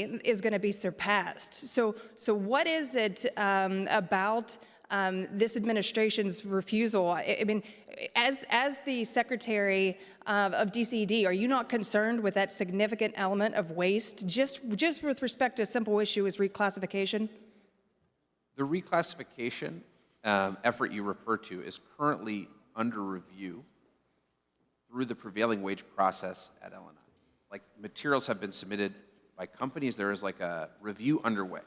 So as that review will proceed at pace this spring. With respect to, I think you made a point, which is a really good point, about sort of future-proofing technologies. And that is to say, technology in this domain moves really quickly. I do want to state that the feds, to their credit, have opened up the aperture with respect to the kinds of technologies we can use, especially to connect hard-to-reach rural areas. So while fiber is still like the sort of gold standard future-proof technology, right, because it's like operates on glass, like speed of light, There are lots of other technologies that can bring really substantial speed capability, whether it's tower-based or low Earth orbit satellite-based, that we're also looking at in some of these rural areas. And as I said to your colleague, we intend to connect every single location in Pennsylvania with these dollars. And should we not also be intending to do that in the most times? Process underway. But yes, do I want to do this as fast as possible? Absolutely. I wake up every single day with the goal to deliver this capability to every Pennsylvanian as fast as possible. And do you have any understanding of how long that time process is going to take? I don't want to make a sort of timing commitment to you on that today. I know that it's underway now, but I couldn't tell you like the sort of time at which it will be completed. I would obviously encourage you to ask my colleague, Secretary Walker, and I can also, if we do have certainty on that, I can have the team, follow up with you with specifics, as soon as possible right after this hearing. Thank you. Do you have an understanding of what the opposition to the reclassification is? Again, given it's sort of an ongoing legal process within the prevailing wage board, I don't think it's appropriate for me to comment on those specifics. No. But it would be appropriate as a secretary to advocate for something that's going to save a substantial amount of money and get this broadband out to our rural communities in the most time-efficient manner. Would you My agree with goal that? from day one, right, when I came into this job 2 years ago, and as I said to your colleague, this is probably the most important thing, like on balance, that we're working on. We are connecting all of Pennsylvania to the global economy with these investments. I want to make sure that happens as fast as possible, as effectively as possible, with like 100% coverage. That's the goal. Thank you. Switching gears, the governor Gentlelady's proposes... time has expired. Thank you. Thank you. Thank the gentlelady, Representative Mays. Thank you, Chair. Good morning, Secretary. Happy Black History Month to everyone. I wanted to talk to you about increases in the local government services line item. But before I ask my question, I just want to share a little background and context. At the end of December, as the winter time was in full effect, there was a tragic fire in my district in the East Hill section of the city of Pittsburgh, where we lost a 2-year-old baby, Praise Lemons. And I just want to take a moment to talk about this tragedy because it's deeply connected to housing code enforcement. And not only after that tragedy struck, about a month later, the same residents in the same housing complex in sub-zero temperatures lost their heat. And so my question to you, Secretary, is how do you think that the investments and the increases in the Center for Local Government Services, how can they help us prevent these types of tragedies and emergencies with around housing code enforcement, not only to spur housing creation and development, but how to make that housing habitable and humane? And largely, there's a lot of privately managed properties that are in my district and throughout the greater Pittsburgh region. Yeah, thanks for the question. As we've traveled the state and spent a huge amount of time understanding housing challenges, we haven't just been talking about sort of supply of housing. Like, we need more housing, I think we know that. We need to rehabilitate existing housing, we know that. But also, how are we dealing with affordable housing, housing affordability issues writ large, how housing relates to human health, how it relates to kind of our most at-risk populations.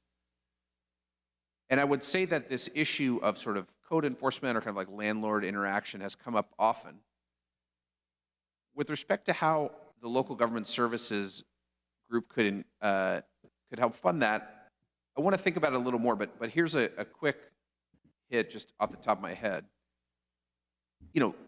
Code enforcement, local land use decisions, of course, are made at the municipal level. And municipalities, like the city of Pittsburgh or, Woodland Hills, or, make decisions about where they want to prioritize funding. We can help municipalities make smart decisions about how to deploy funding, how to make funding go further, how to do smart financial planning so that they are able to prioritize those kinds of activities should they so choose. But I also want to share that, our overall housing approach, which you see early investments in this budget, but which we will outline in much more detail across that broad spectrum of activities later this year, probably in the summer, could also be an opportunity for us to weigh in on some of those issues. So thank you for the question. Thank you. Thank you. And shifting gears a bit, could you talk about some of the successes you've seen with the investment in the historically disadvantaged business assistance program? And how do you think you'll take some of those successes into investments in the veteran small business assistance program? Yeah, happy to. Look, I think Mike has the specific numbers, but the first round of funding that we ran for historically disadvantaged business, which was through the CDFIs, the Community Development Financial Institutions, we saw really significant demand for those funds. This is sort of like just an access to capital question, fundamentally, for these businesses. And the way that has sort of informed our future activity in this program, I think, is really important and relates specifically to your veteran question. So instead of exclusively focusing on access to capital, the way we are running this program this year is in two parts. One, and actually this part is under review right now, we have asked for folks to apply to be small business assistance centers focused on disadvantaged communities. So really like a technical assistance element.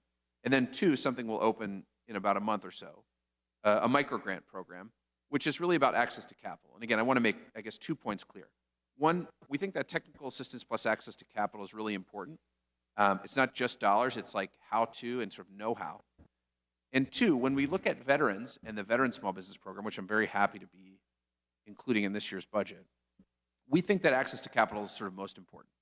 So I think our intention would be to model, but with different sort of stakeholders in partnership with DMVA, with a real veterans focus, that program after the microgrant program we're using here, just to let's get those dollars out to companies so they can, get to work, right? Like make that improvement, open that storefront, get over the hump, to get to work and create those small businesses. So thanks for the question. Thank you, Secretary, and thank you, Chair. I appreciate it. Thank the gentlelady. Representative Vanzo. Thank you, Secretary Sager, for being here today. Do have another question on the historically disadvantaged businesses. According to the Commonwealth accounting system, none of the money that was allocated for the fiscal year 23-24 or the fiscal year 24-25 has been spent yet, and you guys are asking for another $20 million when there's $40 million sitting there. Can you expand a little bit why we need to throw more money in this pot? Yeah.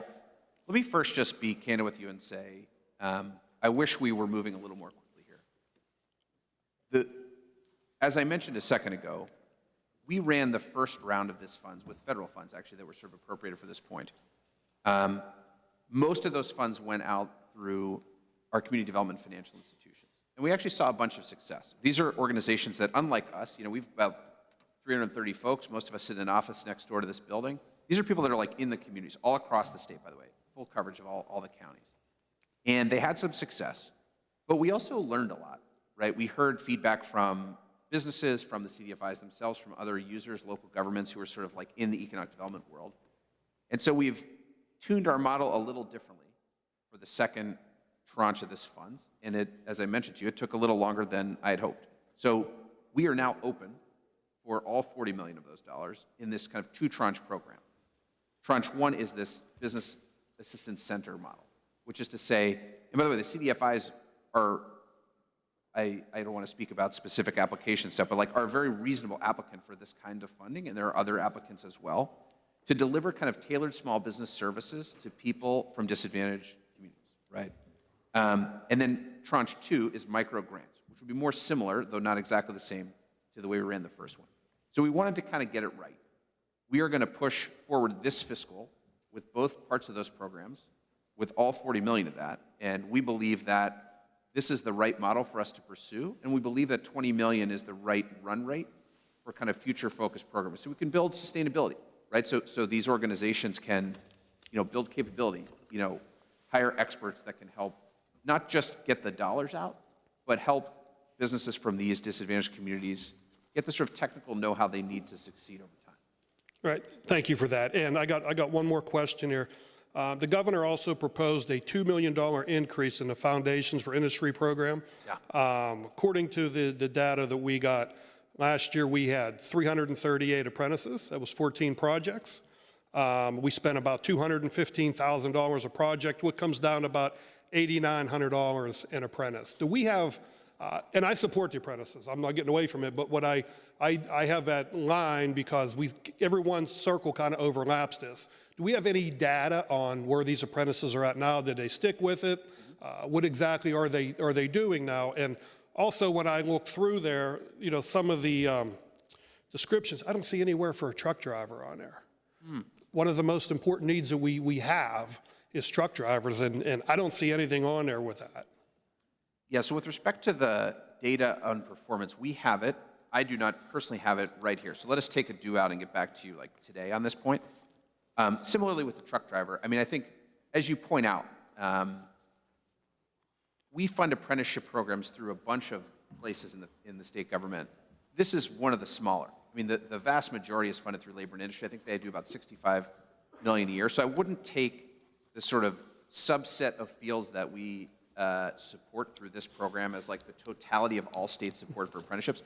The other thing I would just flag is the $2 million increase we're asking for, though we put it in the Foundations and Industry line because it's an experiential education-related piece. Our proposal is a little different than just straight apprenticeships. It's actually around something I'm pretty excited about, something we put forward in our strategic plan, which is seeding an effort to keep Pennsylvanians in Pennsylvania through work, right? So we know, this is I'm channeling a little bit of the Pittsburgh business community where I used to work, that if you can get folks working in an internship, for example, in a company, and they have a good experience over the summer, they're much more likely to stay there and build a career over time. So, for example, if we could create a coalition of, you know, community colleges and associate degree schools, universities, and companies that are doing hiring across Pennsylvania to really put some oomph behind, make commitments around keeping Pennsylvanians in Pennsylvania, we think this $2 million is just like a seed for a broader effort. And we've seen these kind of commitments efforts. Again, the downtown Pittsburgh is one where, you know, the state can put in some dollars, in this case, you know, a modest amount of dollars, $2 million, and really we can see significant focus just by virtue of the convening power of the Commonwealth. So I'm excited about that extra too. It's different than apprenticeships. It's similar in the sense that it's related to sort of on-the-job training, but it is a different effort. I just wanted to clarify. All right, perfect. Thank you for your time, and I look forward to your information. Yeah, thank you, Rep. We thank the gentleman, Representative Webster. Thank you, Mr. Chairman. Secretary Siger, thank you and your team for all the work required to get to this point. I have a couple quick questions. One's more about vision. About a year ago, I believe an acting secretary, DCED, said, great companies want great employees, and great employees want quality of life. And I've quoted you a number of times over, you know, whether I'm paraphrasing or quoting, over the last year. We're getting close to the end of our time this morning. Let's summarize a little bit that vision. Yeah, look, I think the way you say it probably is smarter than the way I would say it, but we have to do all these things. We have to support our existing companies and attract new ones here. But to do that, they need to be able to hire top quality talent. So we have to educate and attract great people at all levels of work, by the way, from, you know, skilled technicians through PhDs. And it turns out, you know, people want to live in great places.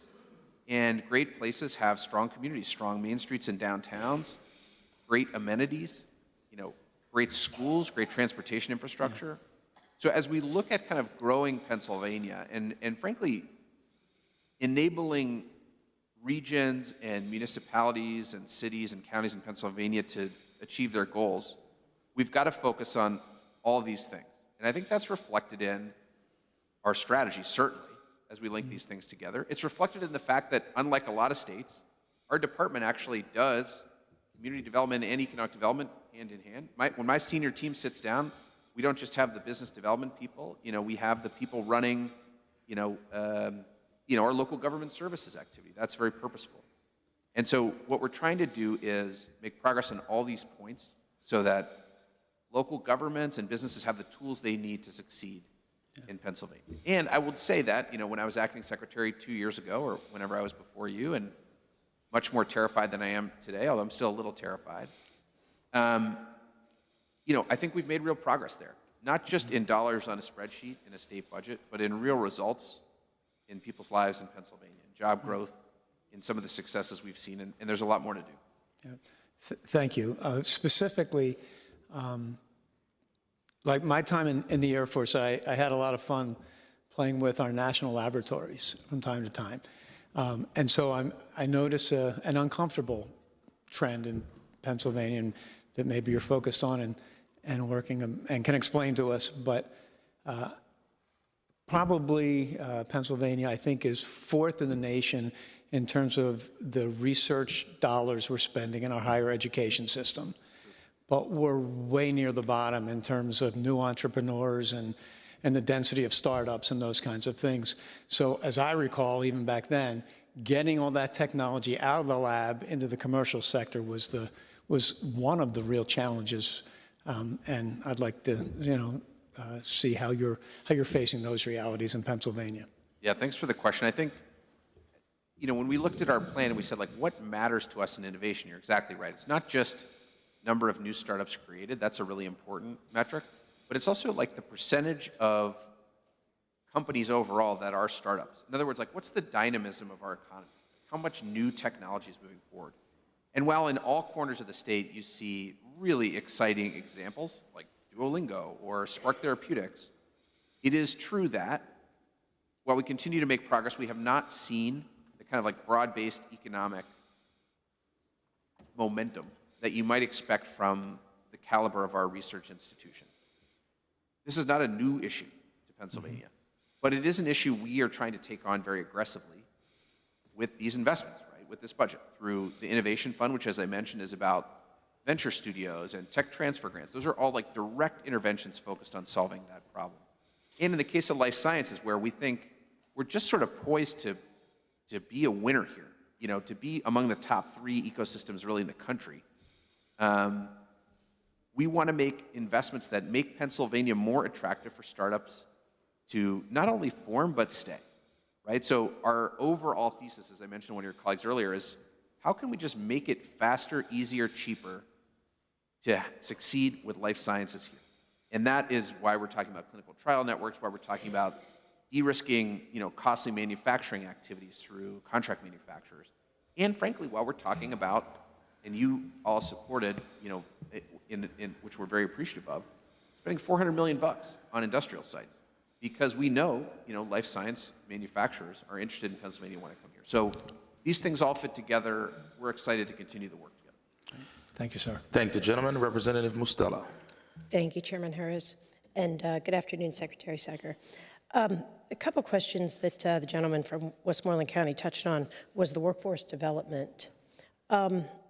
If I noticed this correctly, there's a couple line items for workforce development. Can you explain the differences between all of those? And if you're going to get back to him with the returns on the investment of some of this money, can you get back to us on the other ones as well? Sure. I may not catch every one here, so tell me if there are ones you want to talk about. But a couple of big changes in this year's budget, again, related with to WEDNET, Pennsylvania First, Foundations in Industry, and then the workforce development itself. Very good. So WEDNET PA is an existing program that has existed for many years, run by Penn College of Technology.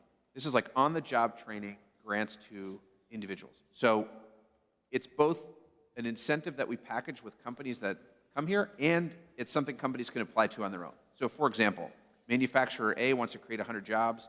We can say hey, we'll de-risk your training budget of creating those 100 jobs by $2,000 a job. Here's a $200,000 grant. You could spend that at any of the qualified providers, which are all Pennsylvania, community colleges, technology schools, to help train your workers here in Pennsylvania. It's a direct investment in our people.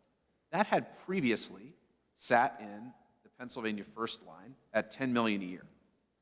Now, because of this toolkit review, because frankly we just want to be more transparent and clear about what we're doing, We've taken that out, made it its own line, WEDNet PA, although the capability is the same.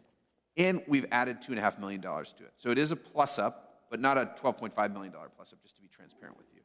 And then separately, though, in the Pennsylvania first line, you see it going down by $5 million. Actually, because we pulled out WEDNet, it's going up by $5 million in terms of our capability to issue competitive grants to companies to grow. So this is a little bit of like a increase of 2.5 for WEDNet, increase of 5 for PA First, separating them.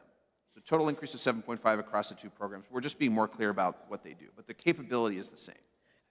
Was that okay? Was that clear? Yeah, that's fine. So then on foundations and industry, this is really about supporting apprenticeship programs, and as I mentioned before, this exciting new effort to keep Pennsylvanians in Pennsylvania to address an issue that I think we all know we have all across the state. Then why was, I'm sorry. Then why was the workforce development zeroed out then? So that workforce development line is a result of one-time initiatives agreed to during the budget process. It's not like a competitive program that we run at DCD. Okay. And then hand in hand with workforce development is housing, obviously, because you can't have a good workforce if they don't have anywhere to stay. As far as the $50 million goes that is being asked in this budget for this, I have a lot of questions surrounding it. Sure. And I think you touched on some of them, that you're really not going to have any of the details of the program until maybe summer. Is that correct? Or do you have anything that you can share with us now? Especially, is it going to be formula-driven? Yeah. Or is there going to be more of a focus on the metro-urban areas that maybe the urban areas are not going to get, or excuse me, the more rural areas are not going to get the attention that maybe they need, that they deserve? Thanks for the question, Rep. I want to be clear with what I said before, if I misspoke. While the entirety of the housing plan is something we're shooting for to finalize in the summertime, we have like very clear sense of how we want to spend the dollars that we're proposing in this budget. So I don't want you to think that we've proposed programs with like a maybe. We have deep conviction about what we're proposing. I'm happy to go into, if it's helpful to you, sort of some of our thinking on the $50 million. So where is the focus going to be on?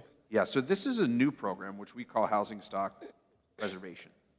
And it's a result of a couple things. One, as we went around the state and talked to folks, there's a lot of energy around the idea that Pennsylvania, has to invest in our existing housing stock. In fact, I want to find this stat here. Something like 25% of all houses in Pennsylvania were built before 1940. Okay, we got some old houses. That's no surprise to anyone. I live in one of these.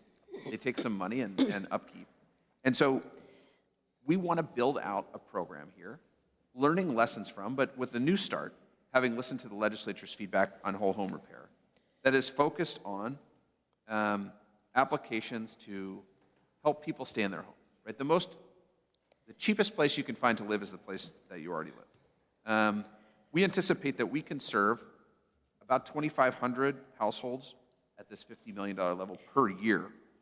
And we know that, even though it's a new program, the whole home repair program has about 18,000 households on the wait list. So there's a ton of demand across the whole state, by the way, not just in Well aware.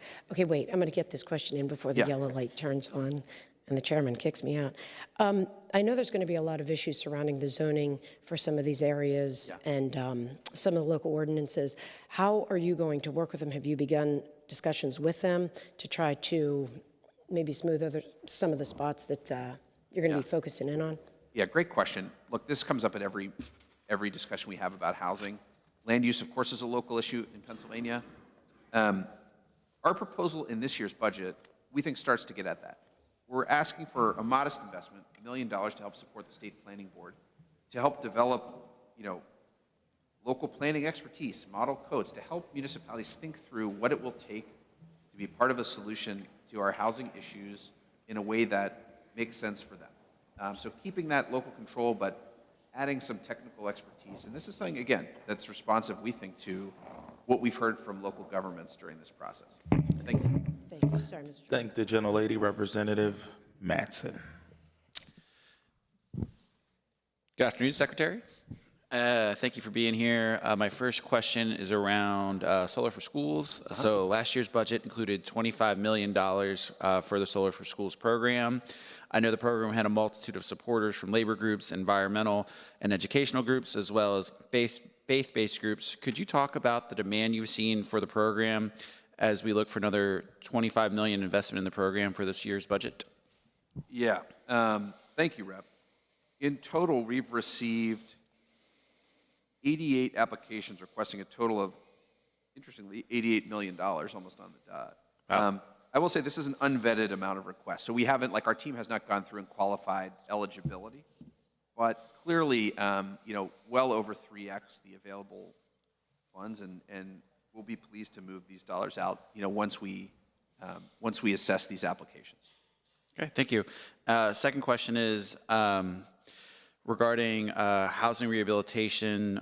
We have $50 million proposed. Could you explain how the program will be implemented, and will legislation be required? Yeah, thanks for the question. As I was saying to Rep. Mostella, we've learned a lot here on how we build out programs that make sense. So our sense is that building on lessons from whole home repair, but really starting afresh here, we want to make grants to county and local orgs to sub-grant out to households funds to enable folks to stay in their homes.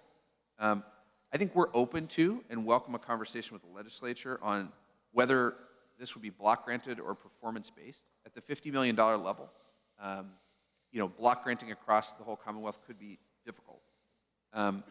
We believe that at the $50 million level, based on a sort of rough average of cost per renovation, we could serve about 2,500 households a year, which is important. The average cost as just a context setter for whole home repair for an existing intervention was about $18,750.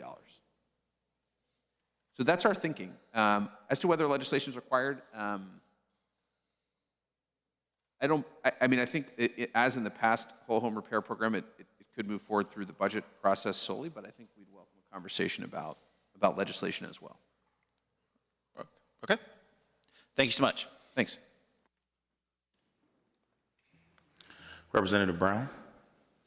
Thank you, Chairman. Secretary, thanks for being with us.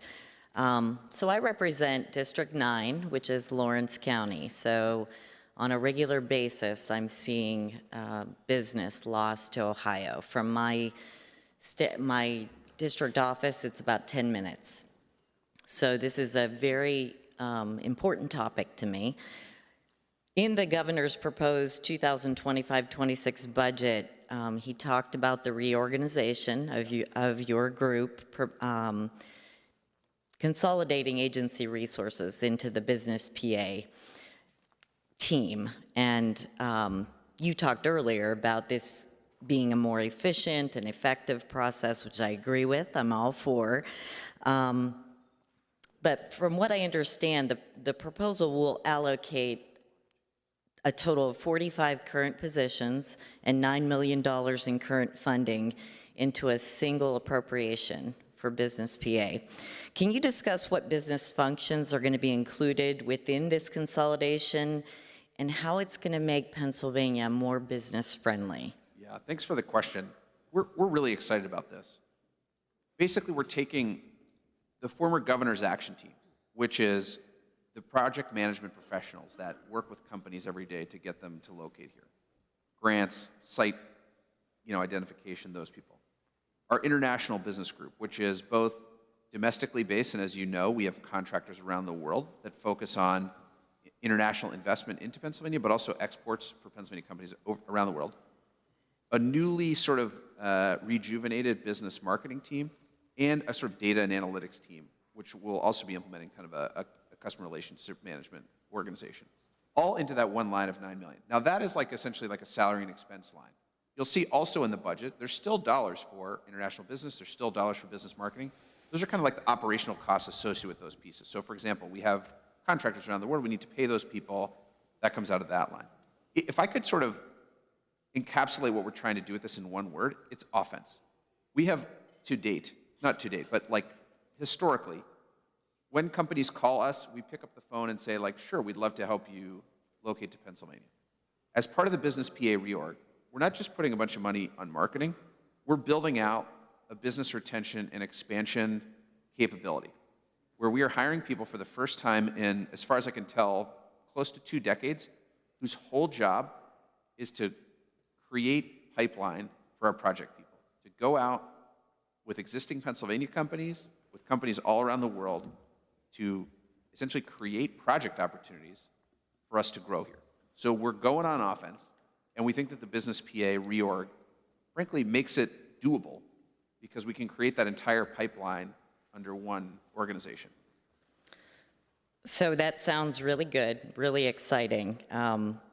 In the governor's budget book, he suggested specifically that this group is going to boost the overall perception of PA, and he suggested that you would be capitalizing on recent successes that we've had. Could you detail for me some of what those are, and also maybe some of the learned lessons?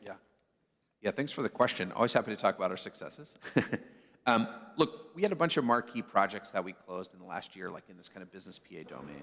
Maybe the most notable would be GSK, one of the world's largest pharma companies, investing over $800 million into a small town, Marietta in Lancaster County, and creating a couple hundred new jobs there. This is really, I think, not just a sort of validation of our international strategy, but also of our life science capability. Out your way, Mitsubishi Electric is building a new plant. Mainspring Energy, which is a sort of venture-backed generator capability, is building a new plant in Allegheny County. The MEPI is in Beaver County. There's a bunch of momentum here, but we've got to build on that as we grow. And I guess the further thing I would say is, in sales, pipeline is a really important metric, and our pipeline is significantly stronger than it's been since I started this job, and if you look historically, significantly stronger than it's been in many years. That's both in terms of just total number of projects and quality of projects, like capital expended, total job growth. We've got to continue to execute relentlessly. It's why we're asking you for these new tools and this kind of reorganization, but we're very excited about the future. Any learned lessons? Yes. Many of them are incorporated into what we're asking for. In particular, I'll just say sites. Fundamentally, I mentioned earlier, it's about speed. It's about de-risking an investment with incentives. But if you don't have a piece of dirt to put a capability on, it doesn't really matter. Absolutely. There are many examples of projects for which we would have been competitive had we had a pad-ready industrial site that was marketable, that had the sort of utilities in place that we could go to work to market. So this year, in addition to moving the PA sites dollars forward, we've done a scan of really what we believe is most industrial sites above 25 acres in the entire state. We have them cataloged and sort of understood at a deep level. We're going to market the heck out of them on this new website that I mentioned a little bit earlier, and try to go land some projects. And then ideally, we can continue to backfill that stock of sites with the PA sites funding that we have in place that the legislature approved last year. So thank you very much. Thank you. Thank the gentlelady. Representative Siegel. Thank you, Chairman, and thank you, Secretary Sager, for joining us here today. I want to start with housing. We've talked a little bit about it in fits and starts, but not that long ago, the governor obviously signed an executive order creating a sort of strategic housing commission, and I think we've all acknowledged across the Commonwealth we have a significant and chronic shortage of housing. Estimates put it anywhere between 100,000 to 250,000. I want to talk to you a little bit about just broad strokes strategically, if you can talk about where you see the governor's executive order going. I'm a self-avowed and very proud YIMBY. I think we need to build our way out of this crisis, and so I'd just like to hear your thoughts on 1, local land use and zoning, 2, subsidies and stabilization, and just sort of 3, preserving our existing housing stock, and sort of the broad strokes you see the executive order going. Yeah, thanks for the question. I will just be candid with you. I've learned a ton from our communities this year as we've traveled around the state and we've gone deep on housing. And like with the economic development strategy, we both did a ton of listening, including in Lehigh Valley, of course, but we've also gone really deep in the data. And here's a couple of, pieces of feedback that I think will inform our thinking. Number one, and our budget reflects this year, we got really old housing. I mentioned this kind of 25% of housing in Pennsylvania was built before 1940. We've got to create funds to address that, and this kind of housing restoration program does that. Number two, you mentioned local zoning. There are 2,558 municipalities in Pennsylvania. By the way, a month ago, there were 2559, 2 just combined. Congratulations to all of us. I will say that there is real variability in interest, in capability. We've got to provide technical assistance, model zoning codes, other capabilities through the state planning board and through our local government services group there. Number 3, it turns out for many developers, the issue is more speed and certainty than it is subsidy. That's not true in every case. But I've been sort of struck by the question like, hey, if you could just make it a little easier for us to build here with faster permits or less requirements, we could do this without direct state subsidy. And as you point out, the size of the challenge before us, like the number of housing units we are short in the Commonwealth, is well beyond what any subsidy could possibly support, into the hundreds of thousands. Number 4, infrastructure is important. Number 5, in the case of at-risk populations, it's really important not just to focus on 4 walls and a roof, but the sort of wraparound services. And then number 6, there are a bunch of things around rental assistance and other pieces that are important. So that's a couple of really early pieces of thinking coming from us. Again, we put forward like a multi-part, let's say, down payment to start to implement some of these pieces in this year's budget. But there's much more to come with the fulsome study that we'll be releasing in the summer. And I want to applaud you for that. I've heard similar sentiments from our developers back home that cost to carry becomes an almost insurmountable burden when you're trying to deliver a product at a price that would be considered a sort of starter home. And so I think we've already seen that with this administration being committed to permitting reform and expediting the process of approvals. I agree we need to do something like a moonshot for housing where we make it expeditious to develop housing. You mentioned it there at the end. I think it's important not that we build housing here in the Commonwealth, but we help protect and preserve the housing that we have and make sure that the folks that live in that housing don't spend a great deal of their money on energy costs. And so I just wanted to ask, there's obviously been a tremendous amount of uncertainty as of late around the durability and reliability of federal funding. I commend our governor for suing the federal government to make sure that the $1.2 billion in unreleased federal funds are in fact released and used as they were promised.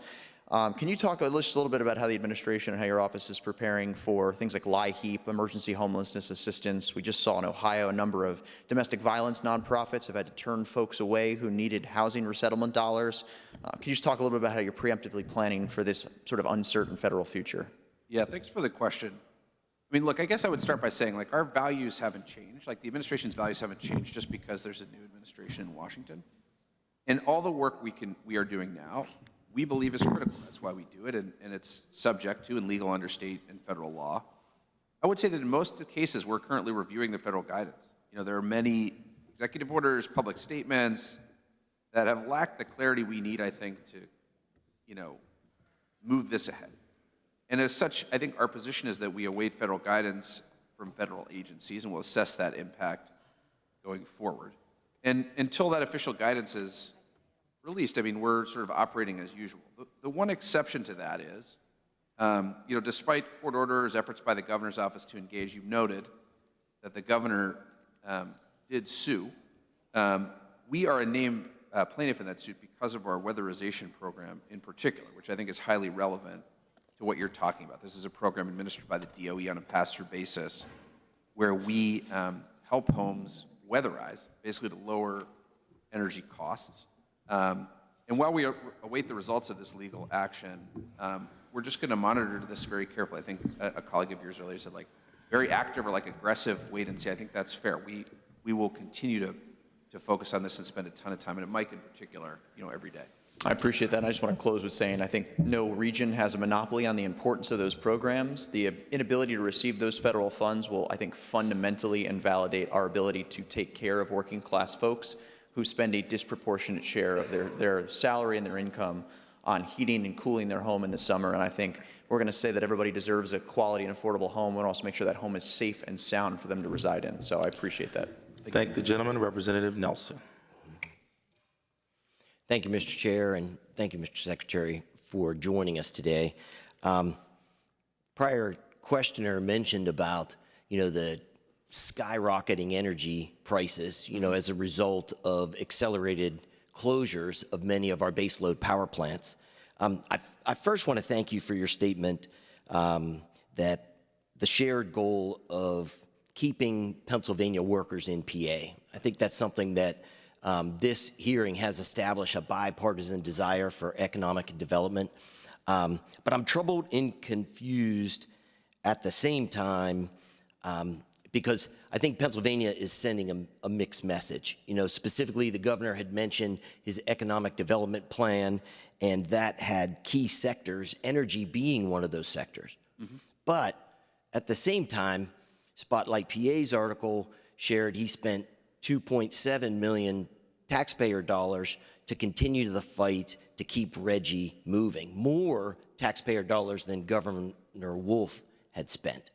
So as we look at trying to move beyond Reggie, the governor has since even announced new cap and trade programs. You know, so from your perspective, when we look at increasing the key energy sector, is this hindering our Commonwealth's ability to attract new business when you mentioned speed and certainty and this uncertain energy environment caused by Reggie? Yeah, thanks for the question. While I'm not familiar with that specific article, obviously there's litigation underway on Reggie. I will say that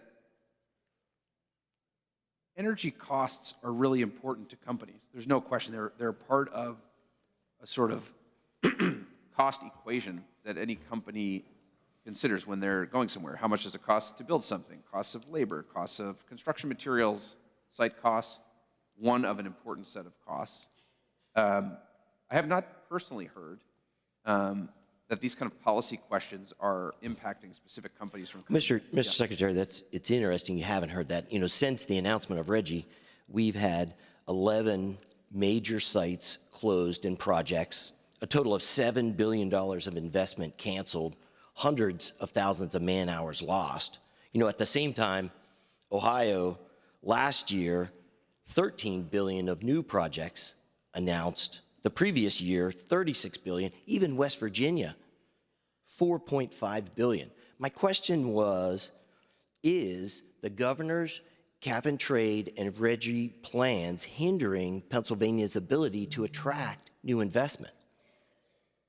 I guess I would think about it a little bit differently, which is to say that we know energy is critical to our economic future in kind of, let's say, two broad ways. One way is energy is just like feedstock for companies to make stuff, right? Or process data, or, you know, build something, right? So like manufacturers need access to, as an example, you know, reliable, affordable power, as do, by the way, of course, all of us, ratepayers in homes. But it's also the case that energy is a critical area, I think, of growth for us because of our workforce, because of our natural resources.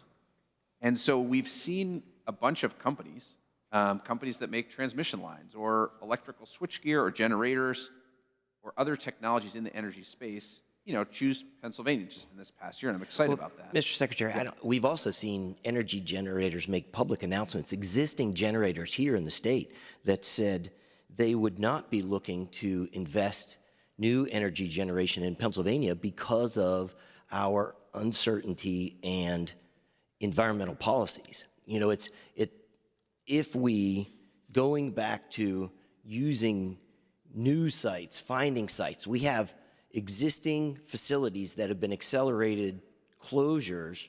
You know, is Business PA going to be prioritizing investment in Homer City, in Hatfield, places that, you know, Babcock and Wilcox in Indiana, $246 million for a coal fire conversion, coal to gas plant.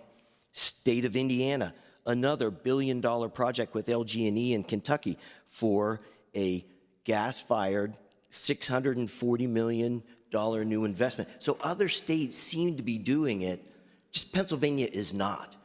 So I guess what I would say is, you know, the governor's energy plan, which he put forward a couple of weeks ago, has a $300 million tax credit for new energy generation.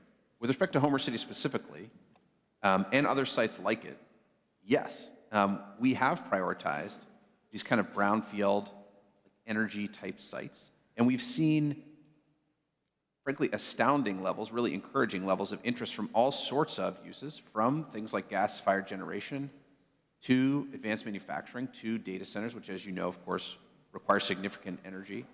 And I'm very optimistic about our ability to build that new generation we need to help our economy move forward. And I think that in particular, sites like Homer City, just as an example because you used it, provide an especially powerful value to companies because they have interconnection, because they have workforce, which in that case, is nearby, because they have just a lot of appealing elements, the Chair knows this very well, to companies looking to build big stuff here in Pennsylvania. So I'm very optimistic about the future.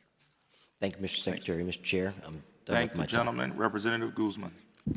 Thank you, Mr. Chair, and thank you, Mr. Secretary. First, I just want to say thank you to DCED for the awesome collaboration that DCED has done with the City of Reading. It's thanks to you that we are on the path to success, so I really appreciate that. Secretary, I come to this role with a lot of lived experiences. One of those lived experiences is being a child of immigrants. The second one is being a child of immigrants working for minimum wage jobs. And so for me, I take a lot of umbrage when folks speak so illy about individuals that make minimum wage, because I think about my family, I think about my mother, I think about my father, making minimum wage, trying to figure out how to put food on the table for 5, and or feeding the kids that came in after us, just followed us after school because they knew we had food in our house. So for the edification of my colleagues, I just want to give just a little bit of information about who these actual minimum wage workers are here in the Commonwealth of Pennsylvania. The average minimum wage worker here in the Commonwealth of Pennsylvania is 35 years old. The average, about 88% are not teens and or high schoolers. 36% of those minimum wage workers are 40 years of age or older. 56% of them are women. 28% of them have children. 55% of them work full-time. And on average, they earn half of their family's total income. Secretary, we talked a lot about today about Pennsylvania's competitiveness and about the highlighted workforce shortages that we face. In your opinion, do you believe that the Commonwealth addressing this minimum wage issue, would that help us address our workforce shortages issues here in the Commonwealth of Pennsylvania? I believe it could be a contributor to it, yes. And we see, particularly in border areas where we border states with higher minimum wages, like, for example, in the northern tier in New York, that we see sort of Pennsylvania-based workers working in New York because they can attract a higher wage as a result. So you believe, and the governor believes, that increasing the minimum wage is key in terms of addressing, one of those keys in terms of addressing our workforce shortage here in the Commonwealth. Is that correct? Look, I think it's part of our overall economic strategy to make sure that folks have access to a fair wage. So when we're talking about those individuals, there's 1 million people just like individuals in my families, individuals who I represent in the city of Reading. And so can you just briefly talk about what the impact that would have on individuals in my community to have that increased minimum wage? What does that do for the economy? Yeah, look, like, if you sort of take a step back, like, the whole point of this work, like what we do at DCED every day, what I'm really proud to do on all of our behalfs every day, is to create jobs create jobs with high wages so that people can live high quality lives. We invest in our communities so they can live in great places. We invest alongside companies so they can get great jobs. And the sort of flywheel impacts of that, as people make more dollars, pay more taxes, invest more communities, create better schools, is what you see in really healthy communities. It's the reason that, when we give a grant to a company, we ask them what they pay people. And if they don't pay people, an appropriate or competitive wage, like, we don't subsidize that company as a general matter, all benchmarked sort of regionally speaking. Because wage growth, quality wages, quality of life is really sort of like our core metric for success. All Pennsylvanians deserve a living wage. I'd like to transition now to my second question. Of course, we hear a lot about fiscal sustainability and about performance benchmarks. And of course, I'd like to talk to you about, with the increased allocations for economic development in the governor's budget, how will DCED coordinate initiatives such as Business PA and Pennsylvania First to drive sustainable job creations in communities like I represent in the city of Reading? Right. Thanks for the question. I mean, as has been talked about a great deal, and by the way, I'm really gratified with the interest in Business PA. We think this is really like a common sense delivery model for Pennsylvania. Every dollar we drive out of Pennsylvania First has like an ROI for the Commonwealth, a direct ROI based on like PIT, like personal income tax repaid, and then an indirect and induced ROI based on the sort of broader economic impacts of a given manufacturer or a given headquarters or something like that. And so I would argue that investments like PA First, like PA Sites, these kind of core business-focused things are just that, they're investments. While there is a cost to them in this year's budget, the revenue back to the state passes the but-for test. But for that $30 million in PA First, we couldn't have induced company A, B, C, D to move here, and the taxes that their employees and those companies are paying back to the Commonwealth, create revenue. And it's not just about like a math problem for the state, to be clear. It's about local tax revenue, it's about schools and quality of life, all the things that we work on every day. So this is really kind of like the crux of why we do this work in the public sector. Better jobs, better schools, better communities. I know that's what DCED wants, and that's what the governor wants as well. Thank you, Mr. Chairman. Thank you. Thank the gentleman. Representative Kale. Thank you, Mr. Chairman.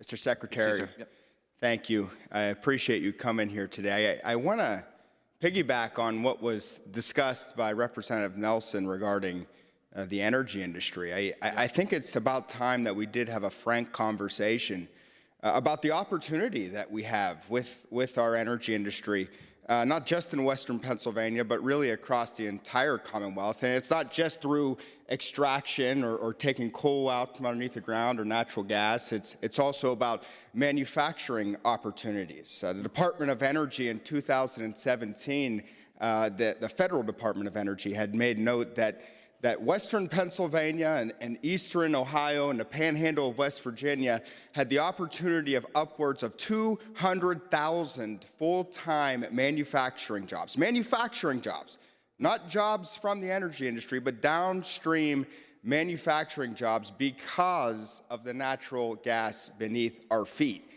I got to tell you, the idea that we are flirting with RGGI still, the Regional Greenhouse Gas Initiative, has dramatically hindered our ability for growth in the Commonwealth of Pennsylvania. We keep talking about being competitive. The governor talks about not wanting to lose to Ohio, not wanting to lose to West Virginia. We shouldn't even be talking about competitiveness. What we ought to be talking about is dominating, because Pennsylvania has the natural resources, the access to capital, the access to market, the ability to get goods to market, a resilient workforce.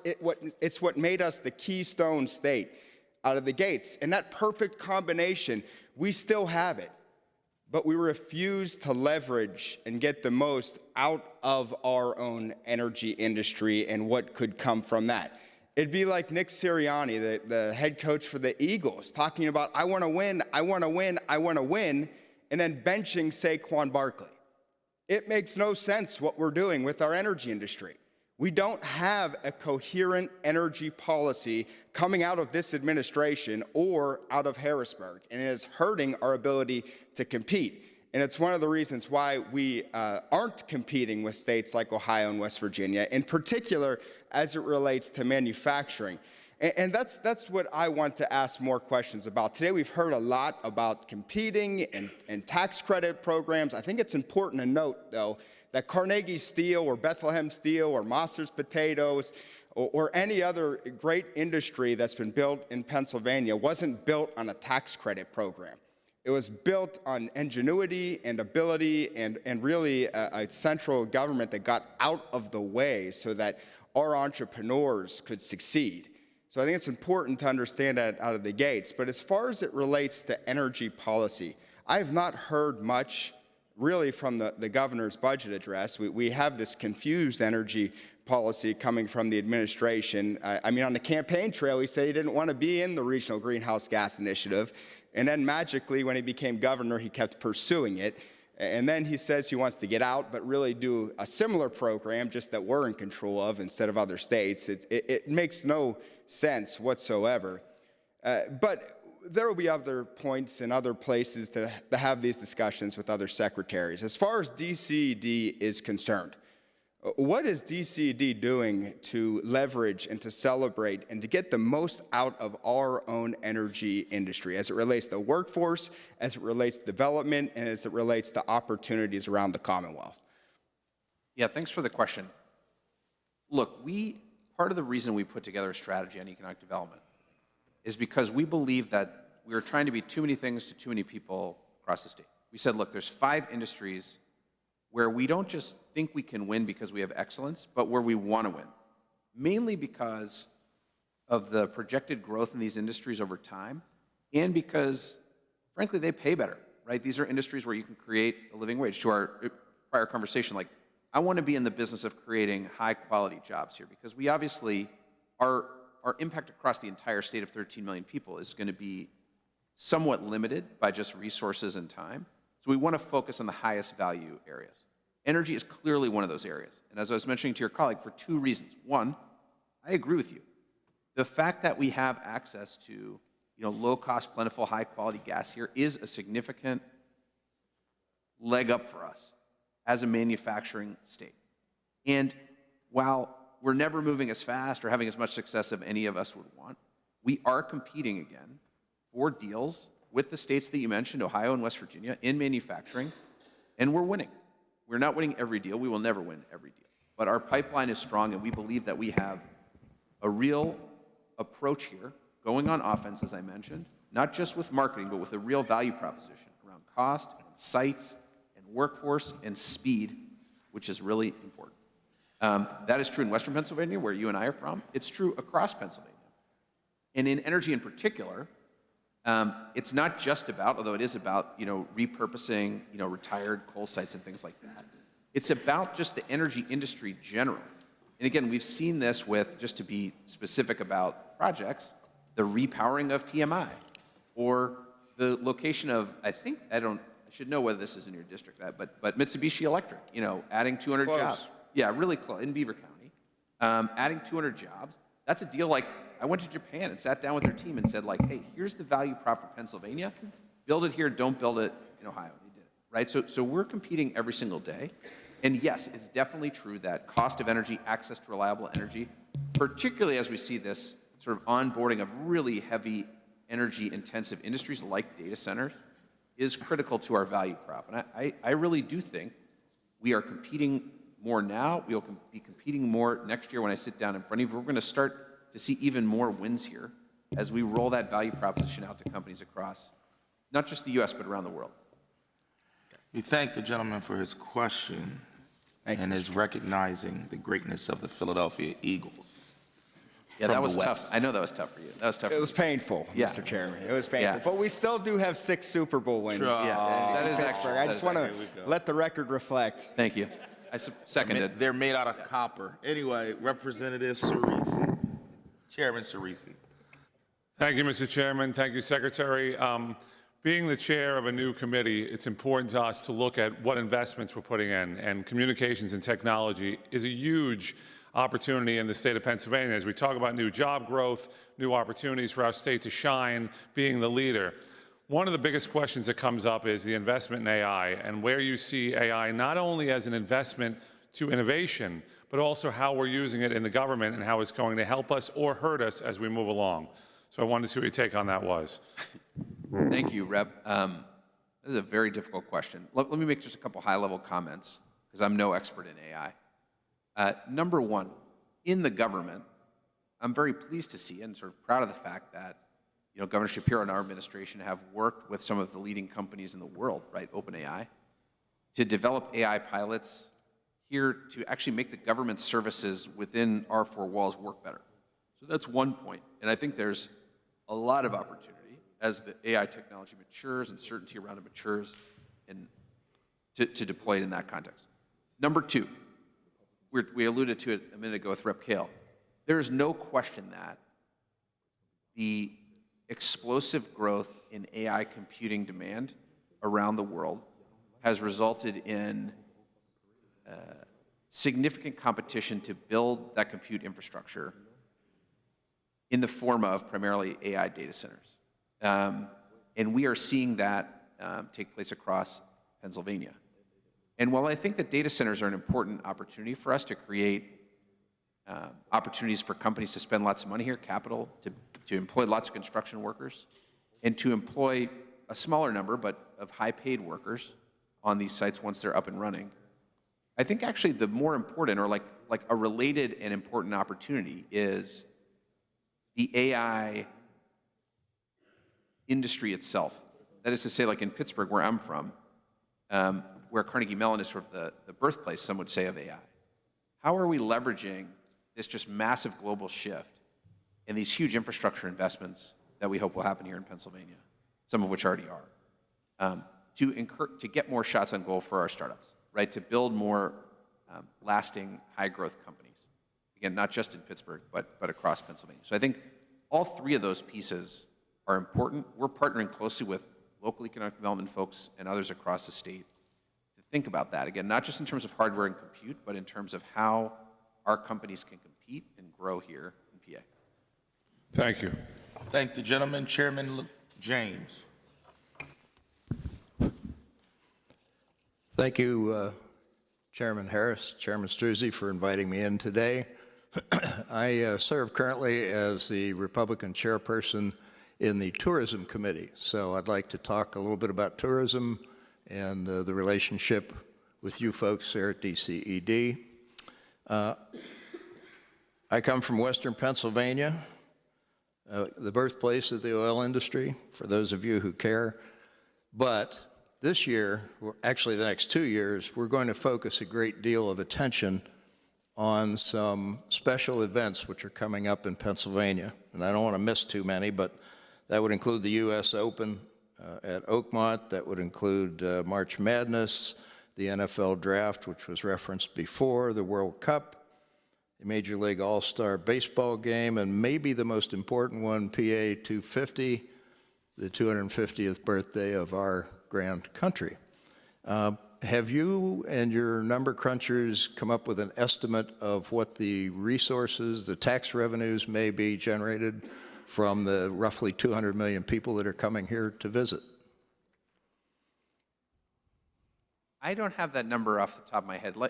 If we haven't, I know that we will. But needless to say, it is exceptionally significant. If you think about like our average, like on a normal year, tourism's economic impact is about 80 billion. You know, sort of levered up for the special events of 26. It will be substantially more than that. So a very exciting opportunity for us. Right, you're stealing my numbers. Oh, sorry. That's all right. So, let's say, well, last year I believe the revenues from tourism approached $5 billion. Maybe it was $4.5 billion. So let's say we generate $5 to $6 billion in revenues from the new events that are coming. How will that be spent in support of tourism? Yeah, thanks for the question. So you're referring, I think, to the hotel tax associated with that. So typically people think like the gold standard metric of tourism is like heads in beds, like how many people stayed a night here, right?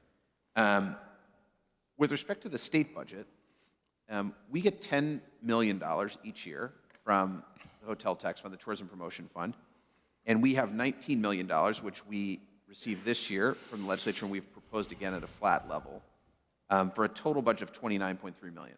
We spend 100% of the state funding from the Tourism Promotion Fund on marketing. We spend the 19 in lots of other ways I'm happy to talk about, but all that goes to marketing, some of it in cooperation with local destination marketing organizations. And of course, that Tourism Promotion Fund, other elements of it are divvied up in other ways across the state, which I would love to get back to you on that specific formula. I don't have it at my fingertips. Okay. Representative Harris, I hope you just forgot to push the green button there. I see I'm on. That's why I didn't say anything. Go ahead. You got Keep going. Thank you very much. Appreciate that. Another minute, though. All right. So there's been some proposed shuffling of resources within the DCED budget and tourism, which includes some monies coming in from the medical marijuana fund. That was something of a surprise.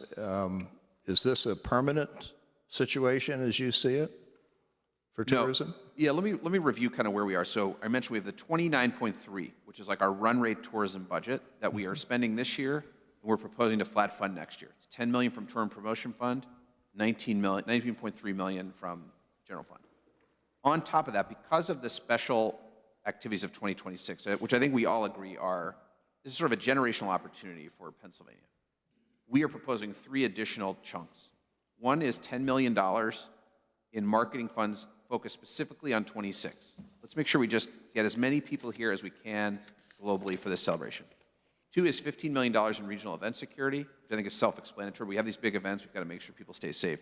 3 is, and I think this is related to the medical marijuana fund, a transfer of, well, actually, the transfer is related to both the 10 million and this 36.5 million of event support funding associated specifically with 26.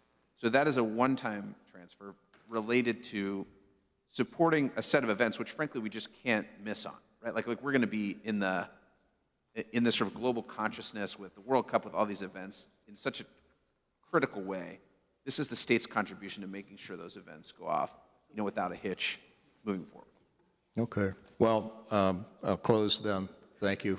Just by complimenting your staff out in Western Pennsylvania. They're working very well in league with the folks in 64th District, and we appreciate what they're doing. Thank you very much. It's very nice of you to say. Thank you. Thank the chairman, Chairman Freeman.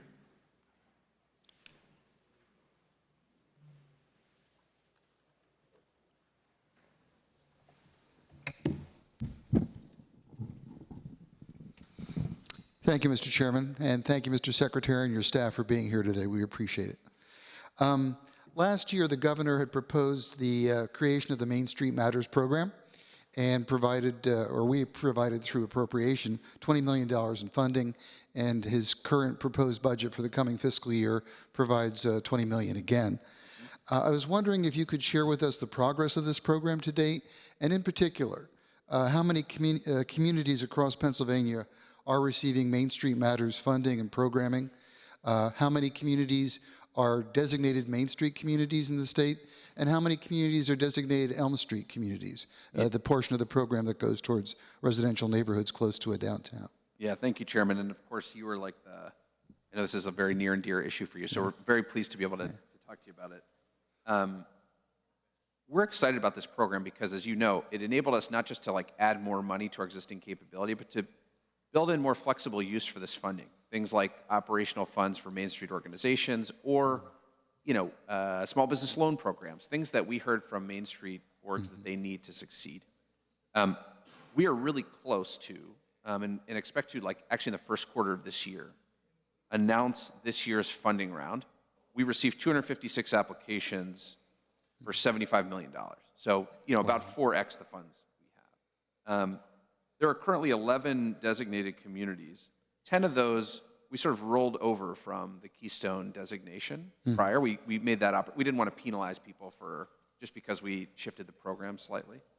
And there are a bunch of communities that we're currently in discussions with about a designation as well. But I was excited to see, even in year one, basically outstripping our available funds by, about 4x. So a ton of interest in the program, which is very, very gratifying. That's very encouraging. How many communities are designated as Main Street and how many as Elm Street? Let me get back. I don't have the breakdown in front of you. Do you have the breakdown? Just on the Main Street side, we have about 10 communities. On the Elm Street side, we'll have to get back to you. Yeah. Okay. Yeah, if you could, I'd appreciate that. Yeah, we'll do. I did want to follow up, too, with one other question. Last session, I introduced House Bill 450, which was signed into law as Act 128 of last year. And it granted to Main Street designated communities something that the Elm Street law had granted to Elm Street designated communities a long time ago. And that is to be able to approach the department and to ask for a 5-year extension on the program if they're in it. A lot of times, both Main Street and Elm Street communities start making great progress, but the 5-year window of activity can sometimes be too short to take a planned revitalization to its final steps. So having that additional 5 years can be a big help, particularly by continuing to utilize the services of a Main Street, or as in the case of Elm Street manager. Do you know, although the bill was signed late in the year, do you know if many communities have applied for that 5-year extension for the Main Street program? I don't have that off the top of my head, but we can get that to you almost immediately. Okay, it is relatively recent too, so I understand it might be. Yeah, happy to come back to you with that information. Yeah. Yeah, and I appreciate your support for both Main Street and Elm Street. They're great programs. You get a lot of bang for your buck, and they really help a lot of communities to revitalize and to look at ways to turn their communities around. So that's much appreciated. Yes, sir. Thank you. Thank you. Thank the gentleman. Chairman Lawrence. Thank you, Mr. Chairman. Good morning, Mr. Secretary. Good morning, sir. Mr. Secretary, your boss, the governor, is on the record saying that he hates to lose to Ohio. Recently, Anchor Hocking announced the intention to close a manufacturing plant in Charleroi, Pennsylvania, resulting in the loss of over 300 union jobs. This plant made Pyrex glassware for over 100 years and provided good-paying union jobs in a part of Washington County that desperately needs them. As of last week, the plans to close the plant have been delayed for a few months, but some of the glass-making equipment has already been hauled out of Charleroi and taken to a plant in Ohio, which apparently was able to keep and bring jobs to the Buckeye State. DCED is in charge of attracting businesses to Pennsylvania. What efforts have you made and are you making to try and keep the Pyrex plant open in Charleroi? Yeah, thanks, Rep. I know this issue well. I'm from out that way, as you know. Look, my understanding from talking to folks on this is this business has made a decision, and that while I'm pleased sort of in the short term to see that they've extended the life of this plant marginally, there's not really an opportunity here to change minds. There's not like a number or an approach, in my estimation, or that I've heard from the company or others to do this. It is true that when issues like this come up in other contexts, we will work with companies on sort of like a retention basis to try to keep a plant operating. But in this case, I don't believe that is possible given the circumstance. I can tell you that it is a tough loss for a community like Charleroi, but it is a workforce and a facility, in this case, like the plant itself, that we hope and think are highly marketable. And we're already in discussions with other firms who may have interest in taking advantage of that opportunity. And that, I think, is really the best way for us to proceed at this time. But it's a tough loss. What incentives did DCED offer to Pyrex and Anchor Hocking to keep that plant open? To my knowledge, we did not get to a point where there was an offer. My understanding is that the state has supported that plant in the past prior to my engagement in this role. But we did not get to that point in this case. So I find that troubling. As you alluded to just a moment ago, Pennsylvania awarded a $2.5 million grant to that plant just a couple years ago for a glass furnace that I assume is now going to be carted off to the state of Ohio. Will the governor's administration be looking to claw that $2.5 million back? My understanding is that $2.5 million was granted through the RACP program, our capital projects program, and to my knowledge, there are not clawback provisions associated with that program.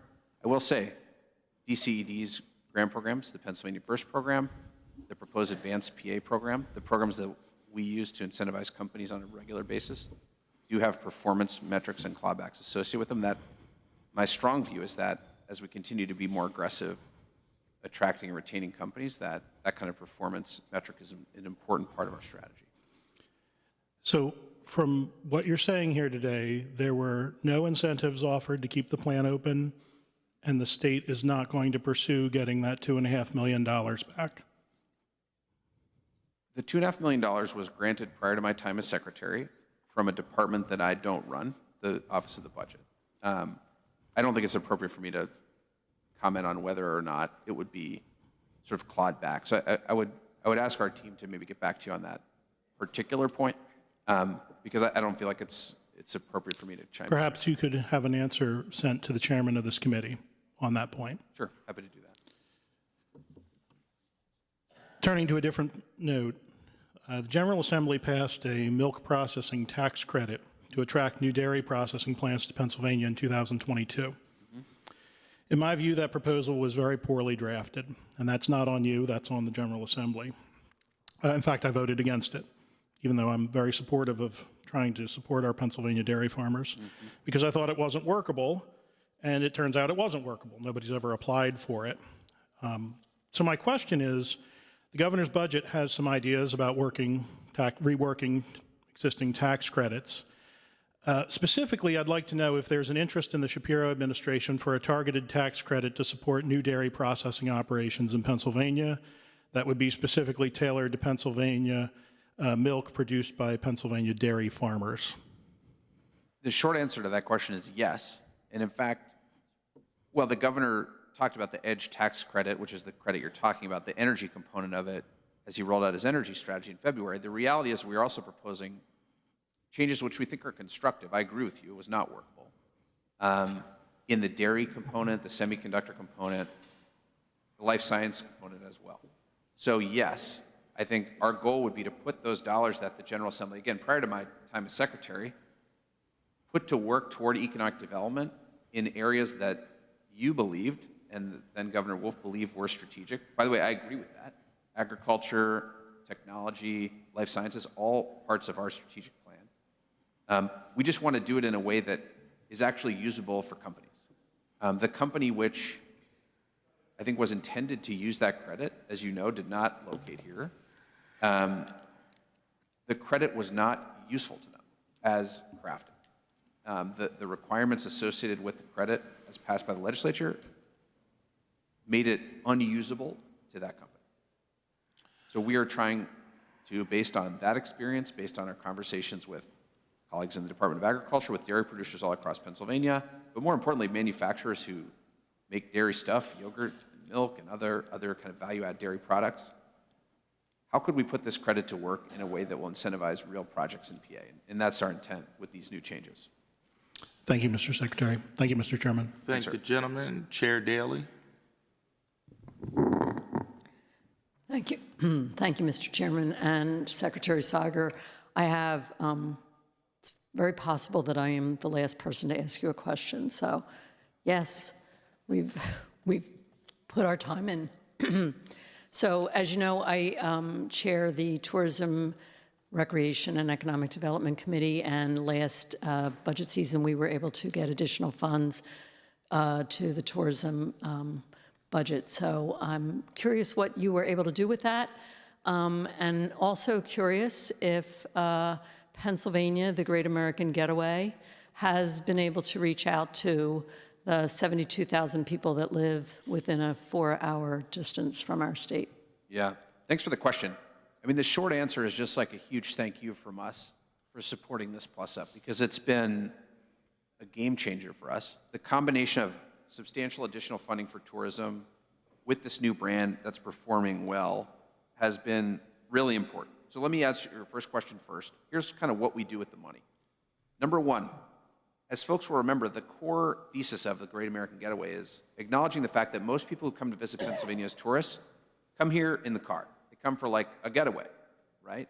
And it turns out the places that you can get to Pennsylvania from in a short period of time are expensive media markets. New York, DC, New Jersey, to name a couple. So 14 million of that is on paid media. 4 million on creative, 6 million, this is important, on grants for destination marketing organizations. These are grants focused on, for example, helping DMOs, that's like a Visit Pittsburgh or Visit Erie type organization, build their own capability. And then some additional costs associated with tourism. But much more importantly than kind of where we spend the money is, I think, the results here. Let me give you a couple of results. Regions with the highest increase in impressions, that is to say, like people who got an eyeball on like a Great American Getaway something, paid ad, TV spot, social post. In New York, in New Jersey is up 324% year over year. In New York, 265% year over year. Ohio, 181% year over year. So this focused targeting is working. And I guess most importantly, that's kind of like a process metric. Like our core metric, again, as I talked about a minute ago, is heads in beds. And we saw hotel room growth grow in 24, 1% over 23, which sounds like kind of meh, unless you compare it to the national average, which is 0.5%. So twice the national average in hotel room growth. So we're seeing some results, even just in this first year, of new campaign, new creative, which we think is compelling for the visitor we're trying to attract, Great American Getaway. alongside real dollars behind it, at this scale for the first time in many years. And we're excited to see and by the way, new leadership and sort of an additional focus on the tourism group. As you know, tourism used to sort of be in charge of a bunch of stuff. Now tourism is just in charge of tourism. We're seeing some real increase in performance here. Thank you for that. And did you by any chance have ads during the Super Bowl for the Great American Getaway?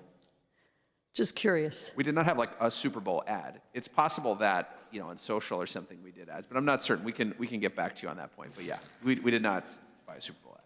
Sounds good. Sounds good. Thank you very much. Thank you for your answers. It was an interesting few hours sitting here. Appreciate it. Thank the gentlelady. Chairman Struzzi. Thank you, Chairman Harris. So we've heard a lot of numbers this morning, a lot of different policy initiatives, different proposals, but I think it's important that we do break down some of these budget numbers. So from looking at the proposed request from the administration for your budget for 25-26, it's roughly $430 million. And according to the numbers that we have, that's a decrease of about 69 million. And much of that, though, is due to the either elimination or reduction of about 254 million in various programs. And I know you touched on some of them here this morning being channeled to other programs or new initiatives, but some of them seem pretty important to me, and I know that they're important to the General Assembly. Things like workforce development, Invent Penn State, Keystone Communities, community and economic assistance, local municipal relief, hospital and health system emergency relief, marketing to attract tourists, and tourism accredited zoos. I guess I'm curious what's happening with these programs, and I should add that you're proposing, though, in new initiatives, $152 million. So I guess I'm curious as to why are these programs are they going away? What's happening to them? Are you replacing them with new initiatives in these other line items? I'm just curious as to what the thought process was behind all of this. Yeah, I think you went fast there, but I think, let me take Invent Penn State as its own thing, because it's different than the others, and then the others have some sort of commonality. With Invent Penn State, that's a great program. This is where Penn State is sort of like driving their kind of innovation ecosystem out to offices all across Pennsylvania, like exactly what a land grant should be doing. Our sense there is not that it's not a great program, but rather that, putting them in the sort of like join a coalition associated with the innovation fund to try to drive things forward is like the right path for them. With respect to the other lines, I think all the lines you mentioned, although again, you went fast, these are line items that are sort of like one-time initiatives agreed to in the budget negotiation driven with the legislature. So those are not programs we run on a competitive basis, but rather part of those negotiations. So they were not effective, or are these things we're going to have to put back into the budget, understanding this is the beginning of the process? I mean, yeah. From your perspective, were these successful programs that should be in the budget? Keystone Communities sounds good. Keystone Communities, part of the reason we changed the name of Keystone Communities to Main Street Matters is that there are sort of two lines in past years in Keystone Communities. There was like the core Main Street activity, which we've talked about with the rep agreement, of course. Then there were additional community grants that were part of negotiations with the legislature and the governor's office to assign funds to specific projects. I don't think it's appropriate for me to weigh in on the effectiveness of those projects per se, I guess but they were is, driven specifically by, I think, legislative. I don't mean to interrupt you, Mr. Secretary, yes, but sir. do you see your budget then increasing from what's proposed here because these programs are important, or do you think you'll be at this line right here? I think the important thing to look at for us is introduced to introduced, right? Because that's like the apples to apples comparison here. We introduce the programs that sort of we run and we believe are important as part of the negotiation process over, I think, many years, certainly the 2 years I've been here. There is a discussion between the governor's office and the legislature about adding in funds that we deploy, our office sort of runs, but that are not part of the core competitive programs or projects that we lead. So those, whether or not those numbers are added back to our budget, I would say is, fully at the discretion of the legislature in those negotiations. Just a couple of things real quick. Then you mentioned it, advanced PA. Many times we don't have a lot of details on that, so we would like you to provide more details. And a number of the tax credit shifts that you mentioned, or I think we need more details on those as well. And I think it's important that broadband issue be resolved sooner rather than later, because I could see exponential cost increases with some of these projects. And lastly, I think it's disappointing that there isn't more energy mentioned in your budget. I know we had some discussion about, the credits that the governor is proposing. But again, to my colleagues, credit for what they mentioned. I don't think we need tax credits if we have policy that actually attracts energy production to Pennsylvania. And as the second largest producer of natural gas in this nation, we should need to incentivize anyone to want to come here to produce energy, manufacturing, anything related to energy. So I think you need to keep that in mind, and that should be one of the foremost priorities of this administration and your department is bringing our energy industry back. So thank you. Thank you, Mr. Chairman. But I would just say on broadband, read you loud and clear. On advanced PA, we have like a very detailed deck, which I'd love to just actually come present to you and walk you through our thinking there and some of the other textures we've gotten. We were suggesting sunsetting, so would welcome a chance to sit down with you and really any member to walk through that I in think detail. all of us would welcome that. Yeah, so very good. Thank you. Thanks. We think it's a huge competitive option for us. Yeah, thanks. Thank the Secretary. Seeing that there are no further questions and that we're an hour over, I think we're going to stop right here with the hearing. We thank the Secretary for being here, for giving us an additional hour, for answering all of the questions of the members, and we look forward to continuing to working with you as we move forward through the budget process. We're going to conclude this hearing. We will be back, let's say 1:45 for the Department of Revenue this afternoon. With that, this hearing is adjourned.